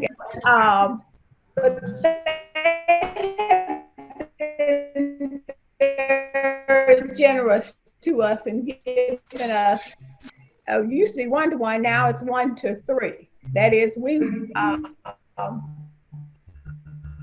they give us 1,000 and we raise 2 more thousand. not bragging, but I understand today that we got a part of our community match from the Hinds County. They're not legislators, but representatives. We do appreciate that because we put them down as one of our supporters. The more people know about this program and what it is we're trying to do, the more support we're generally getting in the various communities. And we've had a lot of response from the Tupelo community. I think if we pushed it a little harder, we could have had more people prepped to be on the program. So Dr. Diane Williams, or Miss Diane Williams, is there somebody named that? Hi. Do we have some poetry about midwives?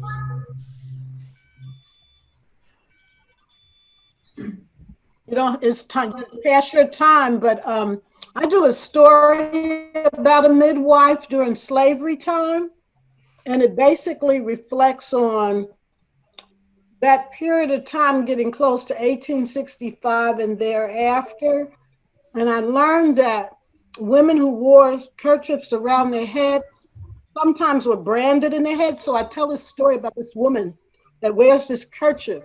And then slavery time ends. She's a midwife during slavery time and during the transition, when she continued that work, when a lot of people didn't have work to do or know whether they were going to travel north after slavery time in, or where should they go, what should they do. She was able to continue to deliver babies for both Blacks and whites. And she would sing a song, I'm going to lay down my burdens. Mm-hmm. People always wondered why she sang the song. And the children especially wondered why she sang that song. But she would sing that song when she was delivering the baby. And one of the husbands, he said, why are you going on singing that song now for? And she said, that's how I count how far apart the contractions are. And she would go ahead and sing. And it just takes you through that process of what it's like. The main thing I want you to understand in creating that story was that the midwife didn't just deliver babies. She came in prior to a baby being born. She talked to the mother. She came in after the baby was being born, during that time period anyway, and helped the mother out when the mother, you know, was still a little weak. She would help with the other children, help with the housework and things like that. So that's the summary of Seeley, midwife and slave. Okay, beautiful. Thanks for sharing that with us. That reminds me of a part of the story that's in Margaret Walker's For My People. And Angela, I might get this a little mixed up here, but I do remember that this family, her family was traveling, trying to find a safe place to live. And they had made some acquaintances and was ready to build at the place where they were. And she was going to town or going to get something and ran across this white guy who asked her, because she looked white. So he thought she was white and asked her if she could help his wife. And she said, of course I can. And she went on and helped the wife. But what she did was exactly what she was describing, Ms. Williams, because she came in and helped the whole family adjust to what was going on at the time. And to make a long story short, the way I'm telling it, when she went back and they were saying something about the Negro woman or whatever, and she had them to know that she was Black. I mean, she was Negro. Dr. Alexander didn't use the word Black. But that's a lot. Yeah, that's actually from Jubilee. Yeah, Jubilee. Margaret Walker includes, you know, Jubilee begins with Margaret Walker's great-grandmother dying in childbirth. And she's being attended by a midwife who is frustrated and feels powerless because she has been working and dealing with Sister Hedda for days. begging the master to send for the doctor because she's had complications. This is the last of several pregnancies. And so Viri grew up around midwives. She was apprenticed to a midwife. And like you said, when she had the opportunity to help someone in terms of being a midwife, she stepped up to do it. Well, thank you. Margaret really does speak in every way for our people. And when we were with the Mississippi Archivists today, I was thinking how Margaret really worked for the African American community in so many ways. She stepped up to do her book of poems on Ferris Street. And if you've never read that, you need to read that to see how dedicated she was to her community. And had she not had that kind of dedication, we would not have her papers where they are to enhance the development of African American students and the African American community. Because what she did as a world famous poet was just unheard of for Black popular poets as Margaret was to leave her paper at A. Jackson State. But she had a reason for doing it and it made a difference. And I said all that to say that to urge us on in terms of understanding the role of the Black midwife, not only during slavery, but after slavery, and what it meant to the African American community. What if there had not been a midwife to take care of some of these situations until other people were ready to accept us? So I ask you to join us in uplifting the history of African American midwives. And I just say uplifting the history of granny midwives. That's the term I have seen most often. In interpreting the Scott Ford houses, we are going to get the job done. We had great response from people, lots of organizations who are trying to help us match the challenge grant in the sense that we are applying for from the Mississippi Department of Archives and History. And we're asking for pledges, not money right now, but pledges. So if any of you are in a mode to just pledge, and if the grant is funded, guess what? You might have to pay your pledge, but your name will go down in history as contributing to. Because what we're applying for is the money that would completely restore the houses at this point. That won't be over, but that's a milestone. And that will be a place where we plan to have it so that people can listen to all of the midwives that are shared. You're unable to hear me? Are you telling me that the time is up? But I just wanted to say that Dr. Peter Bush is actually on, and she may not be able to talk to us, but she's heard everything. She said, I enjoyed the program. God bless you. Thank you for the praise. She said she enjoyed it. And what? She listened to the whole thing. Oh, okay. That's beautiful. She has the best husband in the world, y'all. Who makes it possible. I shouldn't say that. But anyway, he is a great man with a great woman. And we appreciate that. Are there any other announcements? We don't want to just prolong this for no reason. Okay. Well, at one time, I thought we would all just march around, I'll call your name, and then we would dismiss. So one of the things that planned to say, but we have enjoyed the pleasure of having an expert on these Zoom programs and all this technology working for us. And Miss Sandra plans to leave us this week coming up. We're going to be begging her, unless somebody else is going to volunteer, to continue with the programs with us. And we have enjoyed her expertise, and we have a great appreciation for her knowledge, and enjoyed that. I see we have our Vice President, James Curtis Smith. James, would you like to be give us a closing word tonight, please? You have to unmute. Well, also Ada, did she leave?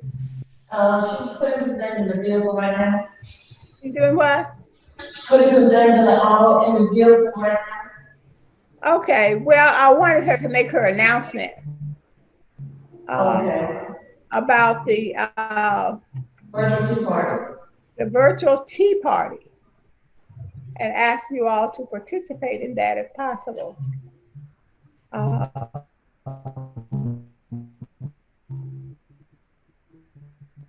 should know the dates, but I don't have Saturday, October the 24th. Saturday, October the 24th. Central Family Life Center. We'll be in the same location. Okay.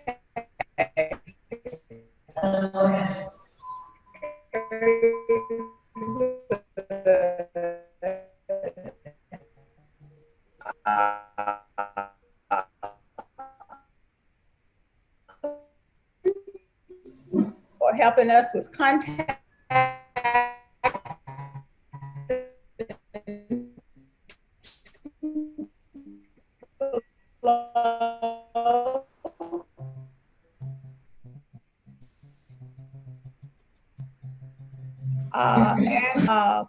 For that. So that I look forward to your participation in our last forum that will come to you from Jackson. It will be the 4th Friday evening in October. So I bid you all a farewell and thanks for your participation. And leave us your evaluation. Roy can give us some words. Roy can give us some words. She's saying that I can give you closing words. Oh, all right. I couldn't. I knew she was saying something closing words, but I couldn't get it all. Okay. Roy A. Miller, please, yes, sir.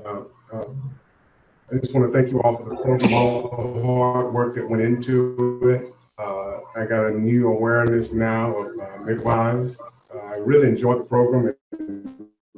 To see the transition of midwives and the blessings that came out of it, and all the challenges that they went through to make it happen. So with that, again, thank you all to Scott Ford House and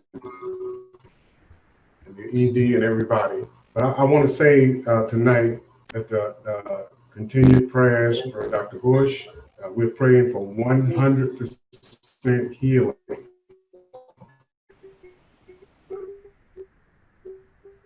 Amen. And we claim that right. His face to shine upon us and be gracious unto us. And lift up his countenance upon us and give us peace. That peace that passes all understanding. And we just say right now, safe travels to everyone, traveling grace in their final destinations. And continue to lift up all of our families. Keep us safe and keep us blessed. In his holy name we pray. Amen. Amen. Thank you. Amen. Thank you. Thank you, Lord. All right. Y'all have a good evening. I look forward to seeing y'all October 23rd. Yes. I'll be sending you a reminder. Talk to you later. Bye. Bye-bye.